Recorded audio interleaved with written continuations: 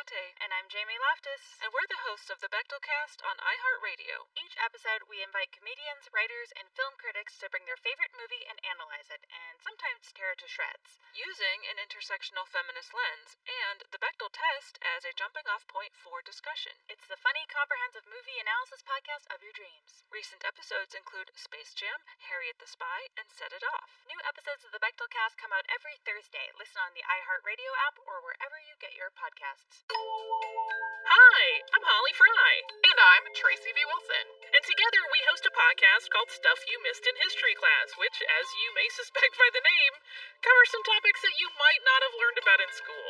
Maybe you didn't personally miss it, maybe it just wasn't covered. So we talk about lots of women, lots of people of color, lots of people who fit under the LGBTQIA umbrella. We publish episodes every Monday and Wednesday with a mini-sode on Friday and a classic every Saturday. And you can find us on the iHeartRadio app, at Apple Podcasts, or wherever it is you listen.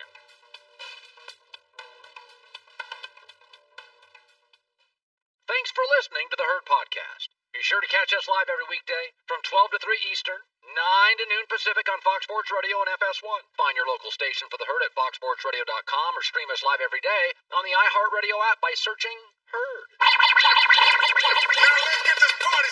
You're listening to Fox Sports Radio. It is a Wednesday. Yes, it is. Live in Los Angeles, this is The Herd. Wherever you may be, however you may be listening, we're on Fox Sports Radio, iHeartRadio, and FS1. It is great to have you in today. We will offer clarity in a cluttered sports world. That's what we will do today. Nick Wright, Joel Klatt stopped by in the first hour, 15 minutes. Joy Taylor, how are you? I'm great. It's a whole lot going on this week. NBA draft tonight. NBA draft tonight. Huge NFL weekend. Yes. Starts tomorrow, Seahawks, Arizona. It's the best NFL weekend of the year. Monday Night Football's great. Thursday Night Football's great. Sunday's got 3 or 4 great rivalry games. So I want to start with this. So what is leadership? What is leadership? I remember having Jimmy Johnson stop by here, one of the great football coaches of all time. And I asked him one time, I'm like, what is leadership? And he's like, I don't know. Troy Aikman had it. I can't really define it. And I don't know what it is either. I think leadership is the courage to do unpopular things, but don't do unpopular things just to be aggravating. Leadership is elevating others. Leadership is I can count on you in crisis. The NBA's got all sorts of talent. I don't think they have a ton of great leaders, but I think Kevin Durant is one of those. I think LeBron's the best basketball player in the world and has been for 15 years. When healthy, Kevin Durant, in my opinion, is number 2. Kawhi's a close third, great defender. But I think even though the burner Twitter account and, he can be a little bit fragile physically, when I think of Kevin Durant, I think of always takes the big shot. Never ducks it. Will yell at teammates, yelled at Draymond Green.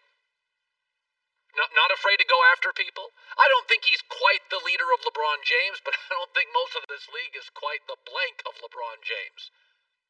But I think leadership starts with honesty and doing uncomfortable things. And I'm reading these stories about the Houston Rockets. The owner says, I will make it uncomfortable for Westbrook and Harden. And you think to yourself, boy, Houston is in a rough spot here. Kevin Durant can clean it up very quickly. And this is a moment for Kevin Durant to be a leader. Kevin Durant goes to the owner and Steve Nash of the Brooklyn Nets and says, get me Harden, trade everything else. You don't need Jared Allen. You can win in this league without bigs. Kyrie Irving, Harden, and KD, be honest, that doesn't even sound like it works. That's just going to be too many guys with the ball. Kevin Durant and James Harden can get you to the NBA championship with a bunch of B players. Listen, the NFL's different. Most of your star quarterbacks, Patrick Mahomes doesn't have any baggage. He's coachable. He works hard. He's good. He's a great kid. He loves football. He's passionate. He works his ass off. But in the NBA, just the basketball culture in general, everybody's got something. Kyrie is brittle in his ego, and Westbrook doesn't play well with others. But the truth of the matter is, in the big picture of the NBA, take LeBron out of it, Kevin Durant and James Harden, they love to play. They play hard. They're into basketball. I mean, Harden's kind of ball-centric style can be difficult, but he's gotten lots of playoff wins in his career, and Kevin Durant's remarkable, although, again, his injuries concern me a little. Leadership, we know that LeBron James has gone to front offices and said, get me that guy and get rid of those guys. When he came to Los Angeles, he didn't like any of his players. I'm still not sure he likes Kuzma. He said, get me AD. That is leadership. You may not like that view of leadership, but that's what CEOs do in America. Get me that vice president. Get me that sales director. Get me that HR person. That is leadership. Let's go get it. And LeBron has never been shy. Go to an owner. Go to a GM. Go. I need that. I don't like that. Kevin Durant, this is your moment. You can be a nice guy. You can be well-liked. James Harden and Kevin Durant feels like a finals to me. Make it happen. LeBron would. And I think I do think KD's got good leadership skills. I really do. I mean, sometimes he gets, the little Twitter burner thing, whatever. LeBron's on social all day anyway. Some guys are into it. NBA guys are into it. But this to me is a moment because the rest of it looks like Houston's in a really tough spot. They wouldn't be if KD went to the owner and just said, let's get Harden, give him whatever they want. Give him Kyrie, give him 5 first-round picks, give him Jared Allen, give him a guy off the bench. You'll figure out that in the NBA, you get LeBron and AD, they just won a championship without a dependable third scorer. Joey and I watched it. It was on television. I mean, we were literally all year like, who's going to show up? It was like Rondo all year was a mess. And then Rondo in the finals, you're like, okay, it was Rondo. You get 2 great players. You get LeBron and AD. You just figure the rest of the crap out. You get Harden and KD could make this happen today. Give them everything. Get me Harden. That's leadership. It's uncomfortable. You'll get flack. But in this league where even the star players all have, outside of LeBron, there's a little baggage here and there.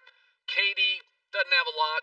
And Harden, I'll take his. He plays hard. He plays every night. He gives me 32 a night. And by the way, he makes an effort on defense. He's not a great defensive player, but down low, he'll put his butt on you.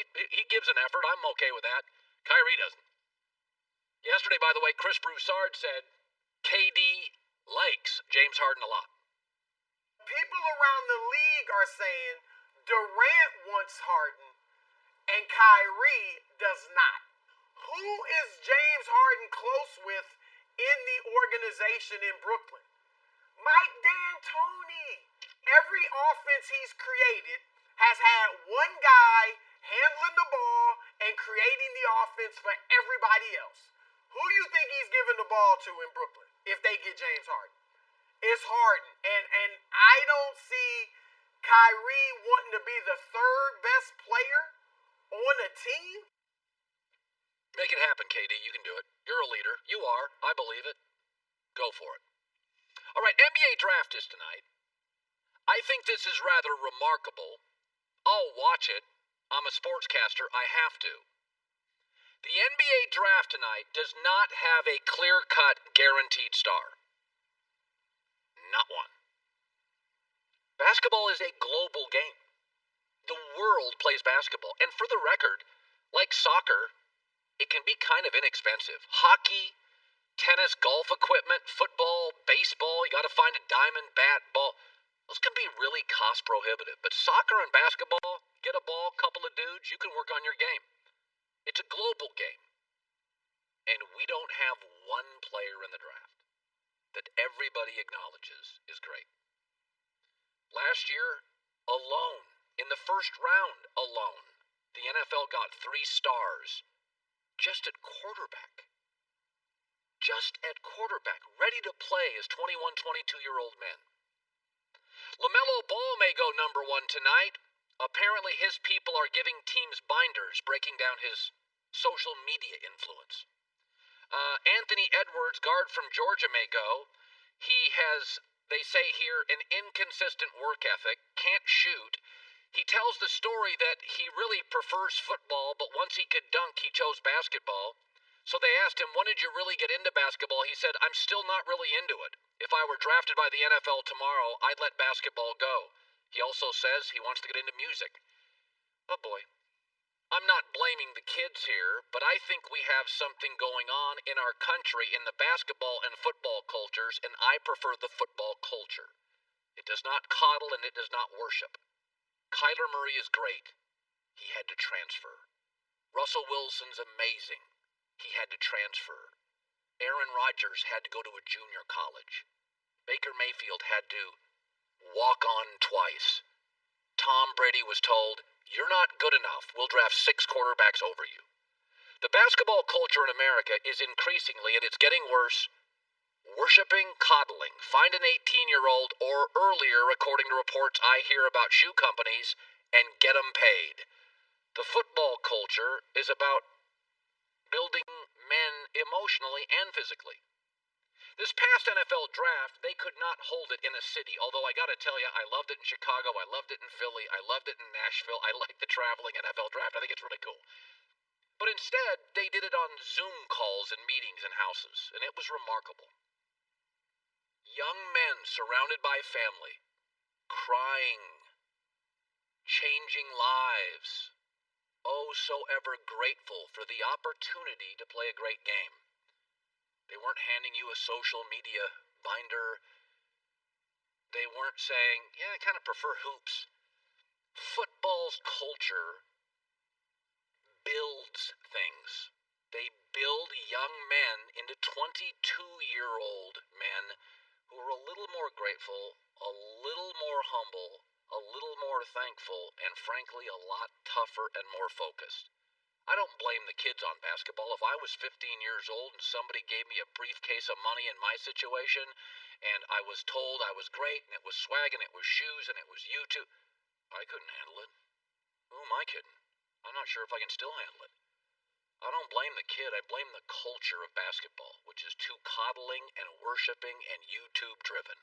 A social media binder? I'd play football if they drafted me. It's allowed. In football, it's not about finding you and paying you. It's about finding you and building you. The development in football is remarkable. I live in Southern California. It's all over the country. I've seen it in Houston, Atlanta. The quality of football coaching is so good. And it's not about just the kid. It's about the culture and building him from a boy to a man. I know it sounds corny and melodramatic, but we have a global game. And we don't have one player tonight who's guaranteed to be good. The NFL's a domestic sport. That's the only place you get players. It's expensive. It's cost prohibitive. There's 7 rounds of players. And then half the league is undrafted. I like my sports to care more than just about money. I like them to care about the kid, emotionally and physically. I'll watch the draft tonight. But the top 2 players would scare the hell out of me. I don't want to know about your Instagram page. I don't know about Patrick Mahomes. I don't know about Kyler Murray's. I don't know about Joe Burrow's. I never knew about Andrew Luck. I know he needed to shave his beard. It was a mess. I don't want to know about that social media stuff. And by the way, if you don't love basketball, keep it to yourself. You're hurting yourself. Do a better job as an agent. He's a kid. He needs guidance. But I think we have a basketball culture that too often is broken and a football culture that's worried about the right stuff. Not only building up a kid's bank account, but building up the kid emotionally and physically. All right. So Tua, everybody's on Tua because Tua came out yesterday and said, yeah, I got to be honest with you. I thought the NFL was going to be a lot harder. And it's interesting because he makes a point here that we need to revisit. Is success in the NFL made harder than it needs to be? We'll talk about that. Joe Klatt, Nick Wright. Be sure to catch live editions of The Herd weekdays at noon Eastern, 9 a.m. Pacific on Fox Sports Radio, FS1, and the iHeartRadio app. Yeah. Hey everybody, this is Jill Scott, and I am pleased to introduce you to J.Ill, the podcast. I am joined by my amazing, brilliant girlfriends, Laia St. Clair. What up, though? And Aja Graydon Dantzler. Hey, y'all. We are going to be talking about a lot of amazing things like individuality, Family. and blackness. Oh, Jill, I don't have time to listen to a podcast. Honey, listen when you're soaking in your bathtub. Listen on your long drive home or when you're shopping at the grocery store. Just throw those earbuds in and check out J.Ill, the podcast. Listen to Jill Scott Presents J.Ill, the podcast on the iHeartRadio app, Apple Podcast, or wherever you get your podcasts. I knew they were going to kill him. Police ain't FBI. This is Fight Night, a new podcast from iHeartRadio. This is the story about two guys from opposite sides of the street. A hustler blamed for robbing the most dangerous gangsters in the country. This is like issuing a death warrant for me for something that I don't even know anything about. And the cop who tried to save his life. They thought he had robbed the deadliest man in this country. Guys who would not hesitate to blow your head off. In 1970, Muhammad Ali triumphantly returned to the ring. At the hustlers' party that followed, gangsters from around the country were robbed of $1 million. This story from Atlanta, Georgia, has been reported for 50 years. But now, for the first time, you're going to hear what really happened from the people who lived it. Listen and follow Fight Night on the iHeartRadio app, Apple Podcasts, or wherever you listen to podcasts. Rectech's more than a grill. It's a lifestyle built by grillers for grillers. Stainless steel build, 6-year warranty. Rectech, RECTEQ.com. Nick Wright in 10 minutes. So, Tua, quarterback for the Miami Dolphins. His two coaches in his life have been Nick Saban, the best college football coach of all time, and Brian Flores, who looks like a bona fide star coach. And so Tua said the other day, it's like, it's not, the NFL's not as hard as I thought it was going to be. And people jumped on the kid. But here's the thing. If you were Tua and you had landed Nick Saban and then Brian Flores, and you also played at a high school in Hawaii that didn't lose a game for 3 years, football wouldn't look as hard. And frankly, it's not if you get the right coach. Bill Parcells, 4 times, took bad teams, made them good within a year. Urban Meyer, 4 times, took college football programs, bad 1 year, turned them all around in 1 year. When you get the right coach, football's not that hard. You don't even need to land a great quarterback. Brian Flores has turned it around with Ryan Fitzpatrick. They were 0-7 to start the year. They finished the year better than New England. Look at the Giants with Joe Judge. They're turning it around without Saquon Barkley and with Daniel Jones, who nobody classifies at this point as even a good quarterback. I'm not saying finding that coach is easy, but Brian Flores had a very good reputation. I heard a story about a week ago that the only thing that held him back is he'd never officially been a coordinator for a year, but he blew everybody away in interviews. People were just worried. He's never even been a coordinator. He needs 1 year as a coordinator. People were worried. Sean McVay blew people away. Look at what Sean McVay did with the Rams. He didn't even do it in 1 season. He did it in an off season.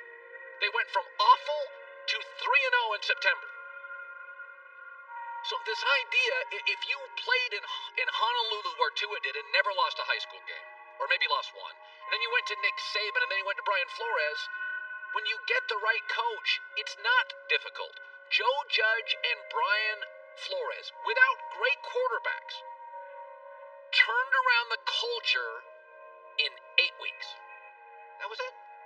By the middle of the season, about Thanksgiving, you looked at Miami and you're like, Joey and I kept saying this. We're like, oh, they're going to be a tough out when they get some players. They're well coached. Giants right now. I picked them last week to win. I said, you watch the Giants play.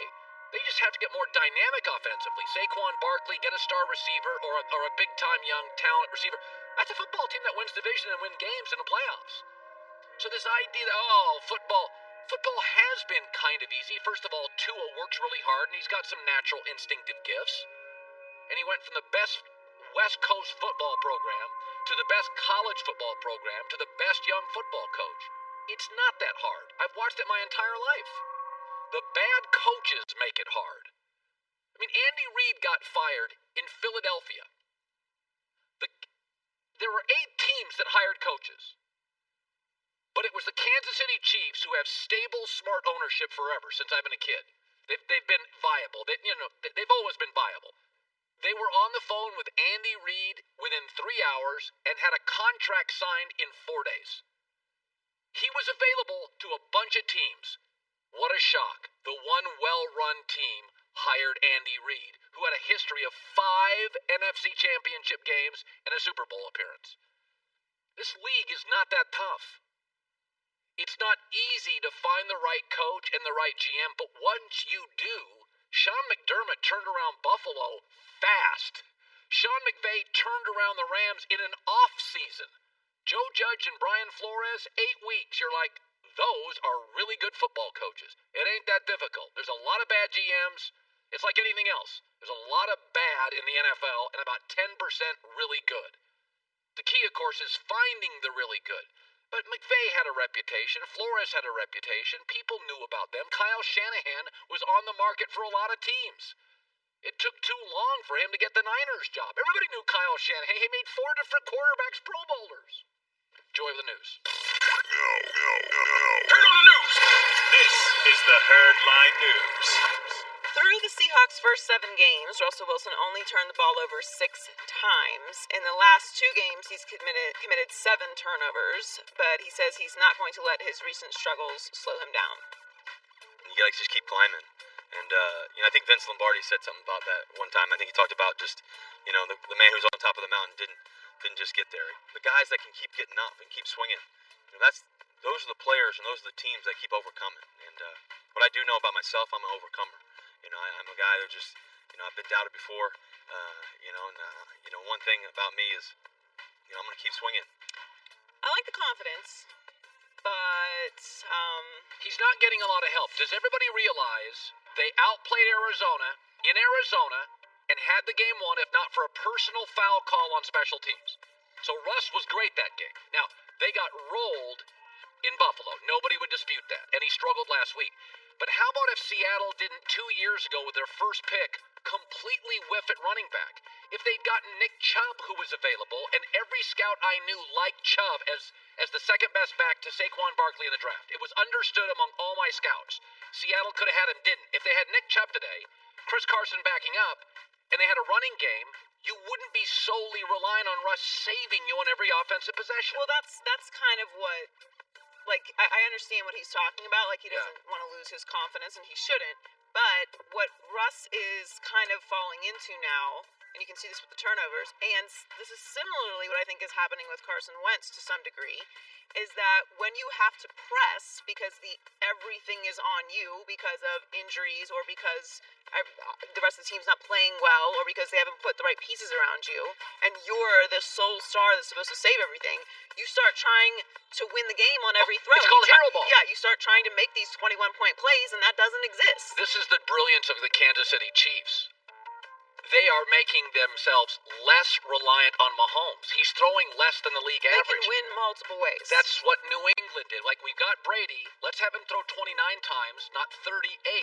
It means 8-9 more chances for him to get hit. So the smart teams want a great quarterback, but they don't want to be overwhelmingly... He can't be a life preserver. Well, it's not just the running back injuries, which obviously have been awful this season. The Seahawks offensive line has allowed 30 sacks this season, tied for 4th most in the NFL, and allowed 104 pressures, which is the 4th worst, and 11.6 pressures per game, which is the 3rd worst this season. So the offensive line is not helping him out. So it's not just that they can't establish a running game because of the injuries. The offensive line, no one can function in that space. Like, you see what happens when Joe Burrow has minimum level protection. He gets crushed. They can win a game. But if you get sacked 4 times a game, you can't accomplish. It doesn't matter who you are. You can't. You don't use the pocket gets so small. You feel like you have no time, and then you start to press, you roll out, and that's what's happening there. So there's been a lot of discussion about what the 49ers will do with Jimmy Garoppolo in the quarterback position next season, but Kyle Shanahan says not only he hopes to get Jimmy G back on the field in 2020, but he also expects him to be the starter moving forward. I expect Jimmy to be our starter next year. I expect him to come and play with us this year. We have 6 games left. We are not out of the playoffs yet. We got to do one game at a time, and I hope Jimmy can come back and be a part of that. But to think that we've made any decisions on anybody going into the future isn't the case. Jimmy's won a lot of games for us this year. It's a lot harder to win games when he's not here, and just hoping we can get him back. I cannot wait. Honestly, it used to be the NBA offseason was as good as the regular season. I cannot wait to see what the Colts do at quarterback, what the Niners do at quarterback, because there's some rosters here. They got big Minnesota is stuck with Cousins for, they extended him. And Atlanta, this draft. This is going to be they're going to have like 6 huge quarterback stories. By the way, if Jameis wins 4 games in New Orleans, then he's going to have either a huge market or be the Saints' next guy. We got pretty lucky this football offseason with the moves that were made and the stories that were out there, especially considering we didn't have any sports for 5 months. But this offseason may be crazier than the last one. I think it will be. And that's with Tom Brady moving around. But Shanahan's record with the 49ers in games that are not started by Jimmy G is 5-23. Yeah, there you go. So it's understandable why he would still feel some loyalty to Jimmy G. Well, and if it's not Jimmy G, then you go out and get somebody you think's better than Jimmy G, because you can't win in this league even if you're Kyle. And it's not like Mullins is terrible. He's okay. But in this division, can't do it. It's not going to work. And Jimmy's currently in his 3rd year of his 5-year deal that runs through 2022. He'll be an unrestricted free agent in 2023. He has a cap hit of $26.9 million in 2021 and $27 in 2022, but there's no guaranteed money left on his deal. So they would free up $24 million in base salary if they chose to cut him or trade him before June 1st. So they do have a little bit of flexibility. The undefeated Steelers have a big Thanksgiving matchup with the Ravens next week, so it could be easy to overlook the 1-win Jags on Sunday. But Mike Tomlin is taking this week's opponent very seriously, and he is not buying the idea of the Steelers walking into a trap game in Jacksonville. This is the NFL, and more than anything, the guys know my attitude regarding that. We are not a Big Ten team playing a MAC opponent this week.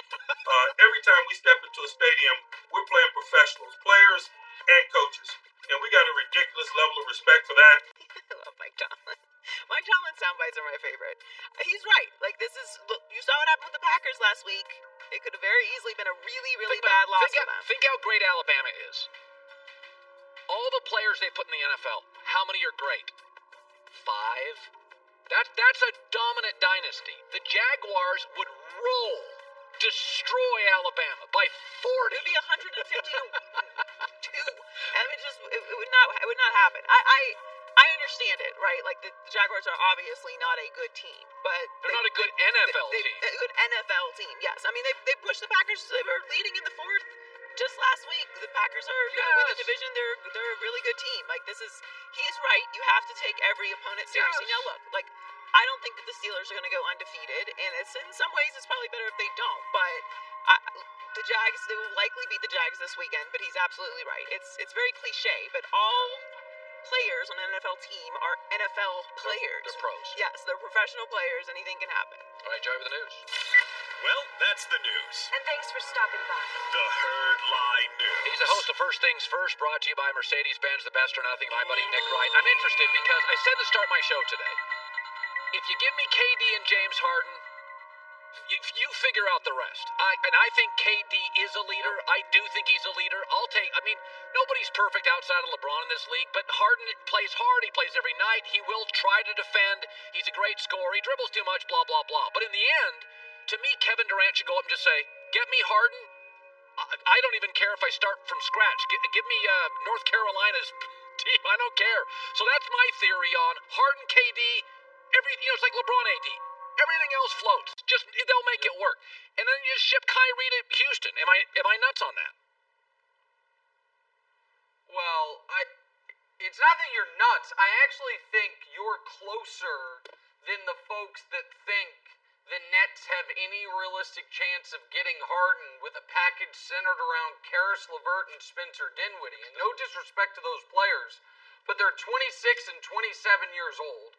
The picks you would attach to it are going to be borderline useless because you would have Kevin Durant and James Harden on the team, so the team would be excellent.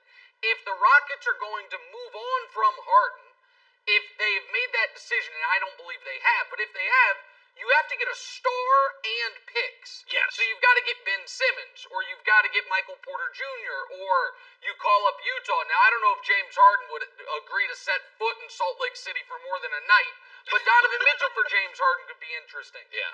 Just like Kyrie for Harden, I agree with you, would be interesting. Kyrie is the reason that this does not fit for the Nets. Right. Is Kyrie does what Harden does at a lower level and is far more drama. And so I can't report what Chris Broussard reported yesterday with sources. I can just report it with logic and reasoning. Of course Kyrie doesn't like the idea of James Harden coming there. He didn't want to be the little brother to LeBron, so he left a great situation.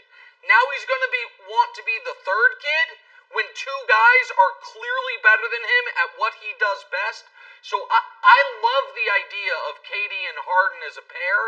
I don't think it makes a ton of sense with Kyrie there, but I don't know if they're allowed to trade Kyrie because KD picked the coach. He picked DeAndre Jordan. He seems to be trying to pick Harden. I don't know if KD wants them to move on from Kyrie before they've even played a game together, but that is probably the best trade they could make, Colin. By the way, speaking of trades, I remember years ago when the Lakers got Pau Gasol, I remember being in a window seat on the airport.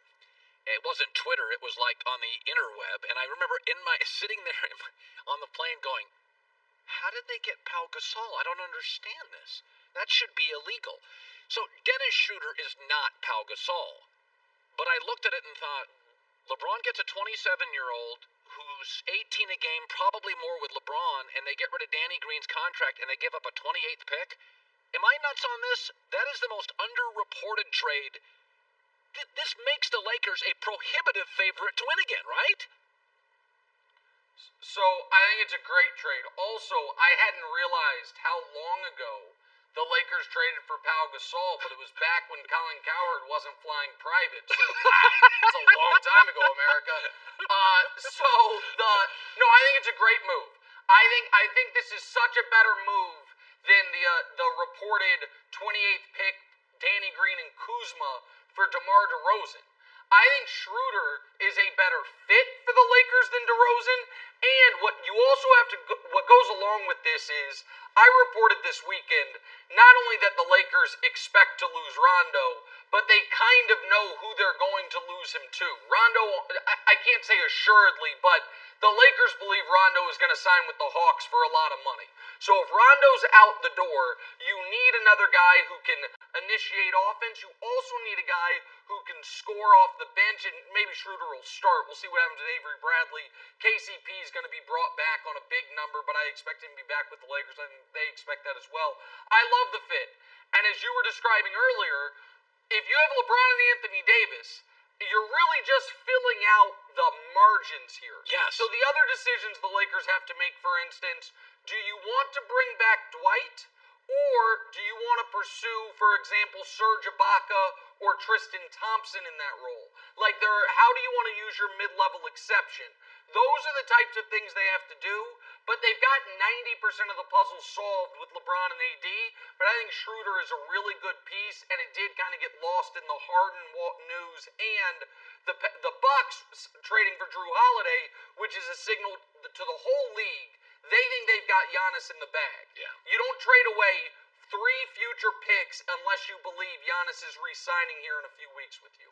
So you are from Kansas City, you love Kansas City, and the last time the Raiders were there, they beat Kansas City and reportedly did a hysterical victory lap in the bus. I loved it, Joy loved it. I wonder how it sat with you. Okay, so Kansas City is the largest American city you've never been to, Yes, correct, Colin Cowherd? exactly. Yes, it is true. That's true, yeah. Okay. By the way, I take that as a personal insult, and it will still take it as a personal insult until you finally go. But let me describe for people who haven't been there, Arrowhead Stadium. It's not one of those fancy downtown arenas. It's not on the Vegas Strip. It's not in it is in a place called Raytown, Missouri. There are two things around Arrowhead Stadium: a Taco Bell and a sad Drury Inn. So if you are taking a lap there, it is not to see the sights, my friends, of my great hometown of Kansas City. It is because you are trying to taunt the team. And I get it. Listen, Raiders, I understand. It was beating the Chiefs in Arrowhead was the single best moment your franchise has experienced since Rich Gannon was your quarterback. It's a good moment. You want to embrace it. You want to bask in it. You know that's probably as high up the mountaintop as you're going to get. Unfortunately for you, you beat them in the first matchup of the season, not the second matchup of the season. Because now what you have supplied the Chiefs with is the thing they've been searching for all year: motivation. It's hard to get motivated every day when you're so clearly the best team in the league, with so clearly the best player in the league. And you've seen that. The Chiefs played close games against bad teams, beat up on the Ravens when they were motivated, and then kind of sleptwalked. But now they're awake, and now they're ready. And assuming their tackles get off the COVID list, Derek Carr and John Gruden and Mike Mayock and Mark Davis, what you're going to experience this when's the game? Sunday night? Sunday is, I would say, 3.5 hours of pain, but probably 2 hours and 15 minutes of pain, because at that point it'll be like 38-3, and they'll probably take their foot off the gas. I expect this victory lap to be punished. They will be punished for it for the first 3+ quarters on Sunday, and then all of us will be able to get to go to bed a little early Sunday night, because the fourth quarter won't be competitive. So I'm glad they did it. I'm happy for the Raiders. Best moment for the franchise in 15 years, but that bill is coming due Sunday evening. Okay, a minute and a half left. Little tight here. Nick Wright joining us finally. What was your, I forget because there's so many quarterbacks and we all have opinions. What was your hunch on Tua? Are you surprised that he's been this good? He came out this week and said, it's easier than I thought, which didn't bother me because when you have Saban, Brian Flores, and play for the best high school in the country, arguably, It is easier than it is for everybody else. What do you make of Tua so far? So listen, I have a very spotty record on college to pro quarterback prognostication. I loved Haskins. That has not gone well. Tua is in my win column. I said Tua should go number 1. I stand by that. I bet Tua, I'll text you the slip, I bet Tua November 1st to win Offensive Rookie of the Year. And right now, he's almost even with Herbert and Burrow on that. I love him. I think he's in. The only question mark was the hip. Aside from that, to me, is a no-doubter. I also think Brian Flores is turning himself into a top 5 coach in this league. I think they're going to win the division, and I think he's going to be Offensive Rookie of the Year. I love that team. I love that player. His name is Nick Wright. Up talking about him, Colin. Yeah, go ahead. I had that. It's hard for me. That happens once a year or two. Good seeing you, buddy. You too. Good to see you guys. Bye. All right. Coming up next, what if you were really good at your job for 15 years, and then in this COVID year, you didn't perform very well? Does the previous resume still matter? Do I think now you're no good at your job? Defending Jim Harbaugh.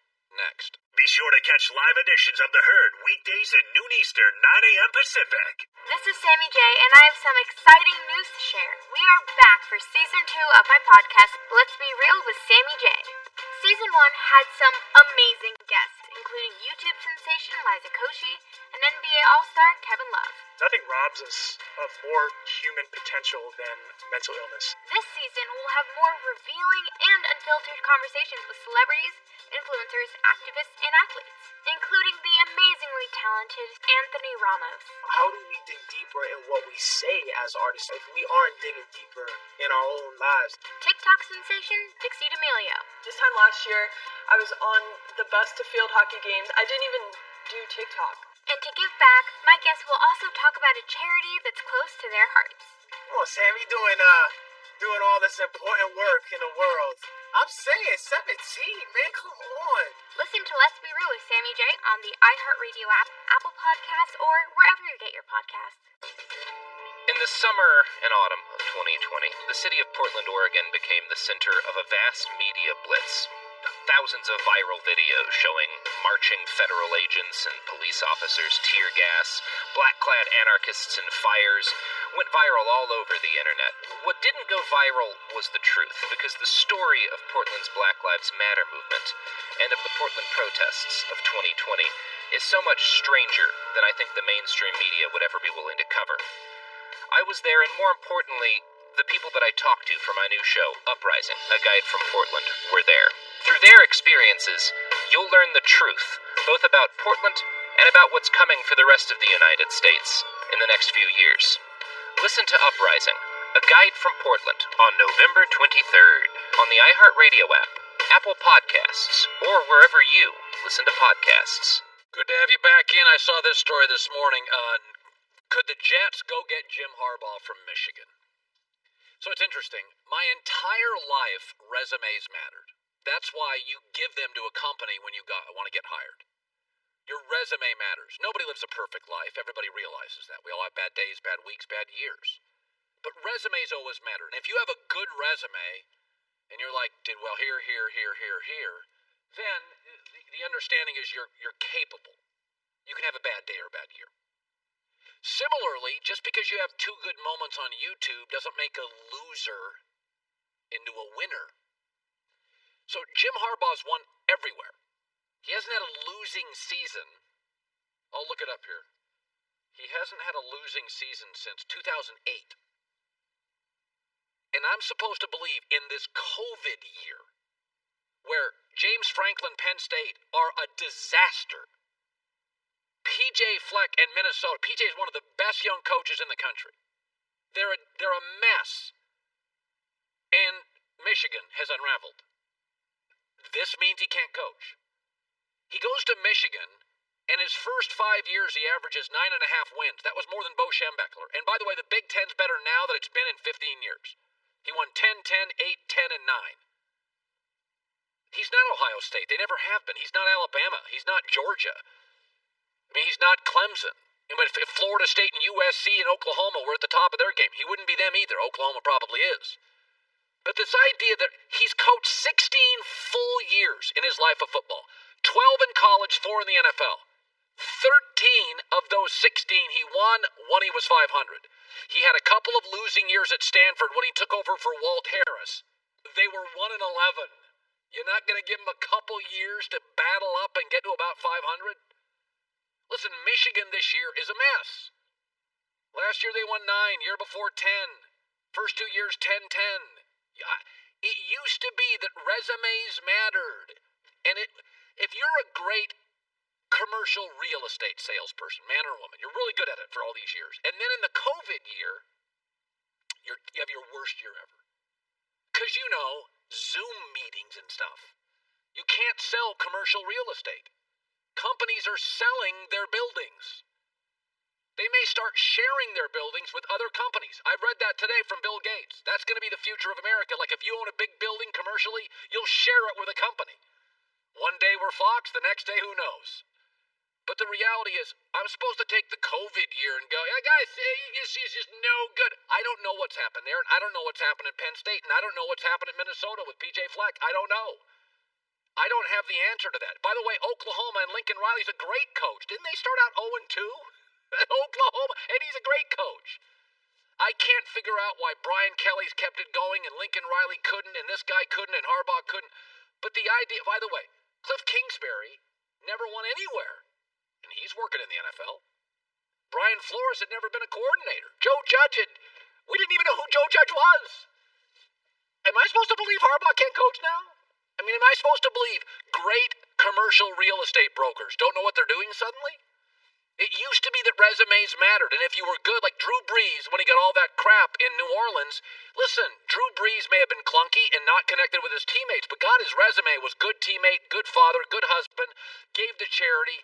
Don't you earn like a bad day? Don't you earn a clunky sentence? Don't you? I mean, isn't that what we're all working hard? If resumes didn't matter, why would we all treat people nice? Like, there's a part of it is that you want to build sort of a reputation in life. Like you're good and you're trustable and you're decent and you give to charity and you're a good person. I mean, that's a big influence in all of our lives. Like we want to be good people. We want to be liked and well thought of. It's a life resume. It may not be on paper, but it's a life resume. That's why you open doors and you give to charity and you tip well and you help old ladies across the street. You want to be thought of well. You don't want to be a schmuck. You want to be a lubricator, not an agitator. I'm supposed to believe now Jim Harbaugh just can't coach. Hadn't had a losing season in 12 years. The only time he ever lost, he took over a disaster at Stanford. And now he can't coach. Can James Franklin not coach now? Can P.J. Fleck not coach? Is Lincoln Riley? Lincoln Riley's not very good. Guess what? Bill Belichick, 43% wins without Brady. I don't know if he's the right coach for the Jets, but don't tell me Harbaugh can't coach. Joel Klatt next. Hey everybody, this is Jill Scott, and I am pleased to introduce you to J.Ill, the podcast. I am joined by my amazing, brilliant girlfriends, Laia St. Clair. What up, though? And Aja Graydon Dantzler. Hey, y'all. We are going to be talking about a lot of amazing things like individuality, family, and blackness. Listen when you're on your long drive home. Listen when you're shopping at the grocery store. But listen to J.Ill, the podcast, on the iHeartRadio app, Apple Podcasts, or wherever you get your podcasts. Ever wondered why there are two ways to spell donuts? Or why some people think you can find water underground just by wandering around with a stick? Believe it or not, this is stuff you should know. You Know the podcast with over 1 billion listens. It's now for your eyes, so you can read it. Stuff You Should Know, an incomplete compendium of mostly interesting things, covers everything from the origin of the Murphy bed to why people get lost. Pre-order at StuffYouShouldKnow.com or wherever books are sold. The Rock and Roll Hall of Fame is partnering with iHeartRadio to bring you a brand new podcast series, Induction Vault. This show brings you back to the induction ceremonies for some of the most powerful moments on the Rock and Roll Hall of Fame stage, featuring inspiring speeches direct from the artists themselves. Rock and Roll Hall of Fame Induction Vault. Available now with new episodes every Friday on the iHeartRadio app, Apple Podcasts, or wherever you get your podcasts. Thanks for listening to the Herd Podcast. Be sure to catch us live every weekday from 12 to 3 Eastern, 9 to noon Pacific on Fox Sports Radio and FS1. Find your local station for the Herd at foxsportsradio.com or stream us live every day on the iHeartRadio app by searching Herd. You're listening to Fox Sports Radio. Here we go. It's hour 2. We're live in Los Angeles. This is the Herd. Wherever you may be and however you may be listening. Fox Sports Radio, iHeartRadio, FS1. Joy Taylor's joining me. Joy and I are Capricorns, so we have a lot in common, and we kind of joke from time to time about some of the things that we have no patience for and things we like. And I'm one of these people, I think you and I discussed this once. I'm not going to babysit you as an adult. No. Like, I'm an adult. The vaccine news coming out in America, it works better than they thought. Like, Pfizer is saying it's actually better than we thought. Over 95% of the people using the vaccine, it's effective. If you're not willing to take it because of a conspiracy theory, that is a you problem. I can't babysit you as a 44-year-old man who's on some, Alex Jones goofy website. Like, it works. Take it. It will make everybody better. But if you want to go as an adult and, make up a conspiracy theory and a political, then you do that. But we're grown-ups here. We've done well for ourselves. We're not going to babysit you. Well, I mean, people take medication all the time. The advertisement is 15% of the advertisement is riding a bicycle and it clears up your skin or something. Right. And then the rest of the advertisement is telling you all the terrible things it could possibly do to you. Yeah. But we're in the middle of a pandemic and you don't want to take a vaccine. I don't know. I just like for things to make sense, before I can have a conversation with someone. And it's really difficult. There are just certain people I'm not going to talk to. If a vaccine comes out and you've made up some hocus pocus theory on it, then you go hang out with your loony friends on the interweb. I'm not interested. I mean, you've been around billionaires before. Once or twice. Yeah, I mean, but you've been in rooms where very important decisions are made. Yes, yeah. Right, those decisions and how they came to be never make their way to YouTube. Yeah. I mean, if there's a conspiracy, the answer is not on YouTube. I assure you, it's You and not. I know that. Half the country knows it, but apparently half the country won't take the vaccine. I don't know. There's a lot going on. By the way, I saw this is interesting. So Michael Jordan obviously is part owner of Charlotte now. I'm not sure what percentage does he own? Does he own all of it, or I don't even know. So they got a top draft pick. Yes. So this is funny to me. So he's given his stamp of approval for the Hornets to select LaMelo Ball, and this is what's interesting. So when I think of Michael Jordan, there's 3 or 4 qualities to Michael. He was an alpha. He was competitive. He was totally focused. He was physical. How come he always drafts players that are the opposite of that? Michael's got it. LaMelo Ball is distracted. Has reportedly, according to all the scouts I'm reading this morning, an average work ethic and hates physical play. Like, will not body anybody. That is the opposite of Michael Jordan. He also drafted Adam Morrison from Gonzaga, who had no alpha, was a loner, was allergic to rebounding, and, would never command a room. That's the opposite of Michael. Then he drafted Kwame Brown, who didn't really love basketball, wouldn't play hurt, and was soft. Michael, start drafting you. Like, I see the kid out of Georgia, doesn't even love basketball. He's more of a football guy. That is not somebody you would draft, because what made Michael great, what made Kobe great, what makes KD great, what makes Harden great, they love basketball. James Harden plays hurt all the time. He loves basketball. If you don't love basketball, and I'm Michael Jordan, I'm not drafting you. I mean, I am not drafting you. And if you're not physical, Michael was a very physical player. He'd just go to the rim. He'd get, Dwayne Wade and Michael Jordan spent half their early careers on the floor, just getting knocked all over the place and tackled. So I don't know who they're going to pick, but LaMelo Ball does not feel like a Michael Jordan player. Michael has no interest in your social media binder. I don't even think is Michael on Twitter? No. Well, yeah, he might have a Twitter page, but I think he just runs everything through. Yeah. Puts out statements more so than tweets. That's what he does. Yeah. He's the last guy using a PR firm. Okay. Let's bring in the voice of college football. I like to bring him on from time to time. I bring on many of the most important people in college football. Joel Klatt. Yesterday, by the way, Brian Kelly came on my show. You'll find oftentimes the best coaches come on. They want to ham it up with you. They want to hear my thoughts on the sport and my collective wisdom. But but I did ask Brian. Did Brian Kelly want to hear about how you can't win at Notre Dame? It's cold. It's in the middle of the country. Nobody wants to live there. You got to go to the coast. I did say this though. Offensive linemen go there and get paid in the NFL. It's yes, become they do. And the other thing is, I asked him if it's their. I asked him if it was the best team he ever had, and I don't think it's the best quarterback, but he did say it was the best team they had, and I've got to tell you something. Winning 10 and 11 games at Notre Dame, and he's doing it every year now. I'd put him coach of the year. I think he is the best coach they've had since Lou Holtz, and I don't even think it's close. Yeah, I think he's a great coach. I think he is also a great coach. He's built a really good program, and this year, I would agree with him. I think this is his best team since he's been at Notre Dame, and I think it is that way not because of the flashiness of the program. It's actually the exact opposite. It's what they are at the line of scrimmage is finally now equal to, or a team that can go out there and play with the big boy, Clemson, and beat them up, right? So I went back because listen, you can get sucked into meta numbers, if you will, or macro numbers, and this is what they were this year and that year. And so people say boy, they were great defensively in 2012 when they went to the national championship and got blown out by Alabama. But when you look at when they actually faced somebody that year, Alabama, they gave up over 260 yards rushing. Right. Okay, got blown out at the line of scrimmage. In fact, only ran the ball for a little over 30 yards in that national championship game. So the line of scrimmage was the biggest mismatch on the field, right? And Alabama just steamrolled them. Then you go to the playoff game 2 years ago against Clemson. Yeah. Virtually the same thing happened.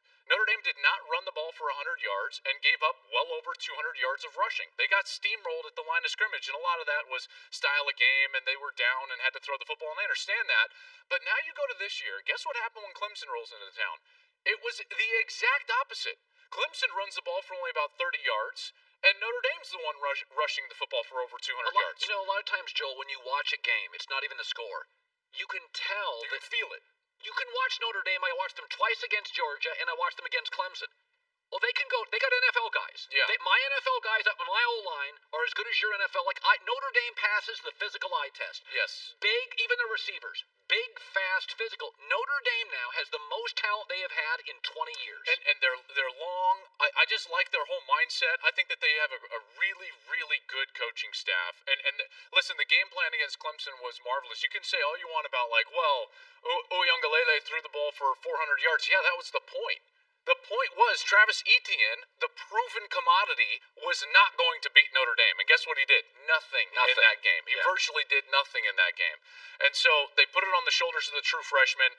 Clemson's sitting there with 3 defensive players out of the front 7. They beat him up with the run game. It was a great game plan, and they won the game accordingly. So, listen, a couple years ago, that was last year. Nothing, and I got nothing against Ohio at all. Don't think they have the best weather in the country, but whatever. Respect the Buckeyes greatly. Last year it was like, they're the best Big Ten team ever. I bet a small fortune on Clemson, and today have benefited greatly from it. Well, you were very lucky that Dobbins hurt his ankle and the SEC officials threw Sean Wade out of the game. Lucky. You were. Okay. You were. I'm the breaks in that game were incredible. Oh, God, the Buckeyes last year were a phenomenal football team. Yeah.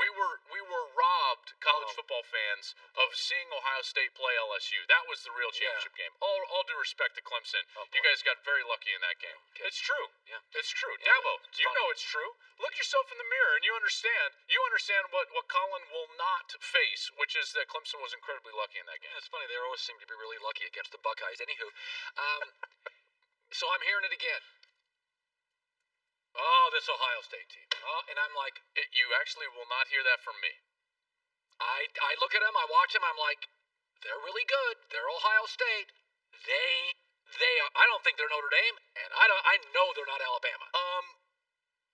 Remains to be seen about, comparing them to the other teams. Let's just compare them to last year's Ohio State team. They're not nearly as good. They are not as good as last year's Ohio State team. They are better at quarterback and wide receiver. Yes. And offensive line is excellent. Justin Fields, his maturation through the last couple of years has been outstanding. He's terrific. He's a great player, right? And he'll get selected accordingly, maybe, probably second in the draft this spring. He's phenomenal. They are not beating Alabama. Maybe not. I mean, we'll see when that, who knows what the health of the teams look like at that point. I will tell you this, though. J.K. Dobbins is a huge loss for them. He was a 2,000-yard rusher, and he was a home run hitter at running back. So they're having to try to create things from a run game perspective. They're almost averaging a yard less per carry this year than they were last year. Okay, so that's a big deal. And then defensively, I'm sorry, they've got great players on defense this year. Really, I mean, excellent players that'll get selected in the draft. You do not play as potent of defense one year as opposed to the other when you have 3 top 16 picks selected off that defense, 2 of them in the top 5. They're just not anywhere close. In fact, they're averaging almost a yard and a half per play worse this year than last year. Yeah. So when you look at those metrics, Ohio State's not quite as dominant as they were a year ago. And listen, they were a dominant team. They were excellent last year. But this year, they're going to have to piece it together, and there's going to be more pressure on Fields to be superhuman at times. And he can be. And he certainly can. He's their best quarterback by a mile in Ohio State history. He's great. Probably. He's great. I think that he's excellent. But I will tell you that they are in for a fist fight this week against Indiana. People might be like, what do you mean, Indiana? They're in for a fist fight against Indiana. Indiana is NFL players. It's gotten better and better and better. Their quarterback is excellent. Their defense is salty. They can run. They tackle well in space. If they take away the run game, which likely they're going to have a great chance to do because they're not as good, Ohio State at running back, then Fields is going to be. You're doing that game. A little bit in the pressure cooker this weekend. Yeah, we are. It's actually a really good game. Indiana, if you watch Indiana, they got like NFL talent. They got like real receivers and backs and real players. And the defense has been absolutely excellent. Their quarterback, Michael Penix, by the way, is playing outstanding. Last week I did this whole breakdown of how he played on third down against Michigan State. Michigan State threw the kitchen sink at him on third down. Different coverages, different blitzes. Boom, he just on time, on target with the ball, knew what he was doing. Really smart player. I can't wait to see him play against Ohio State. All right, let me look at your top 10 right here. What is this, like some sort of evaluation? So Alabama's look at that look. Look at Ohio that State, Notre Dame. I like that you have Notre Dame. You've always been very negative toward them. I like That's to see false. That's Clemson false. 4. Colin's A&M's lying to you. Fact check false. Wisconsin. I've defended Oh, Notre God, Dame. Indiana's not 8, but whatever. Cincinnati. Oh, okay. Okay, BYU 10. BYU's got a great quarterback. Okay, so let's get to this. I noticed something this week doing a lot. I do a lot of homework for this show. Okay. I'm very committed to excellence. And so I went to one of those recruiting boards. And I want you to explain this to me. I went to Texas. Yes. And I believe they're the 6th best roster in the country right now. Okay, whatevs. I went and looked at their recruiting. Joel, they're getting smoked in Texas. What the hell's going on? The Oklahoma A&M, I could not believe how few elite Texas players the Longhorns have. God, if I grew up in Texas, that'd be the first place I'd want to go. It's a problem. What is going on? It's a problem because this certainly wasn't the case. You know, when Mac was winning a lot of games, they would just open up the back door and every top recruit in Texas would go to Texas.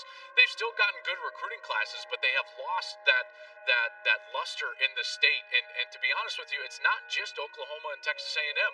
LSU has been getting in there. Alabama has been getting in there. Ohio State has been getting in there. What is it? I don't know.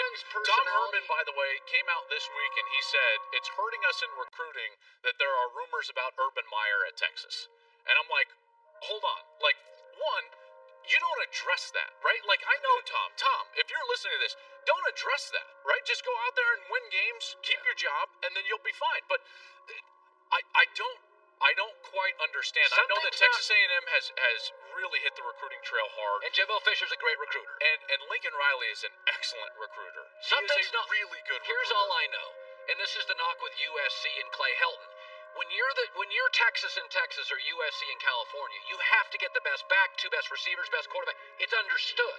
The history, but the neither heritage. of them are doing that. That's what I'm saying. So last year in California alone, USC only got one of the top 25 players in the state. It's like can't do duh. that. Right, Like, you can't do that's that. what I'm saying. I went and looked at the Texas recruiting. I'm like, whoa, this is a USC thing in Texas. Yeah. And by the way, it's nothing against Tom Herman, but that's not acceptable. And that's the first way to start losing your administration, because the administration will look at that and be like, hold on, like, listen, we know the lifeblood of every program is recruiting, in particular when you're at a place that is supposed to be a blue chip, get a top 5 class based on its vicinity, its geographic location. Okay, here's another thing, is when you have a good resume, I'll give you an off year. It's COVID. Franklin's losing PJ Fleck. I'm not going to define you based on a year in which we can't go to restaurants. Like, you can't do anything.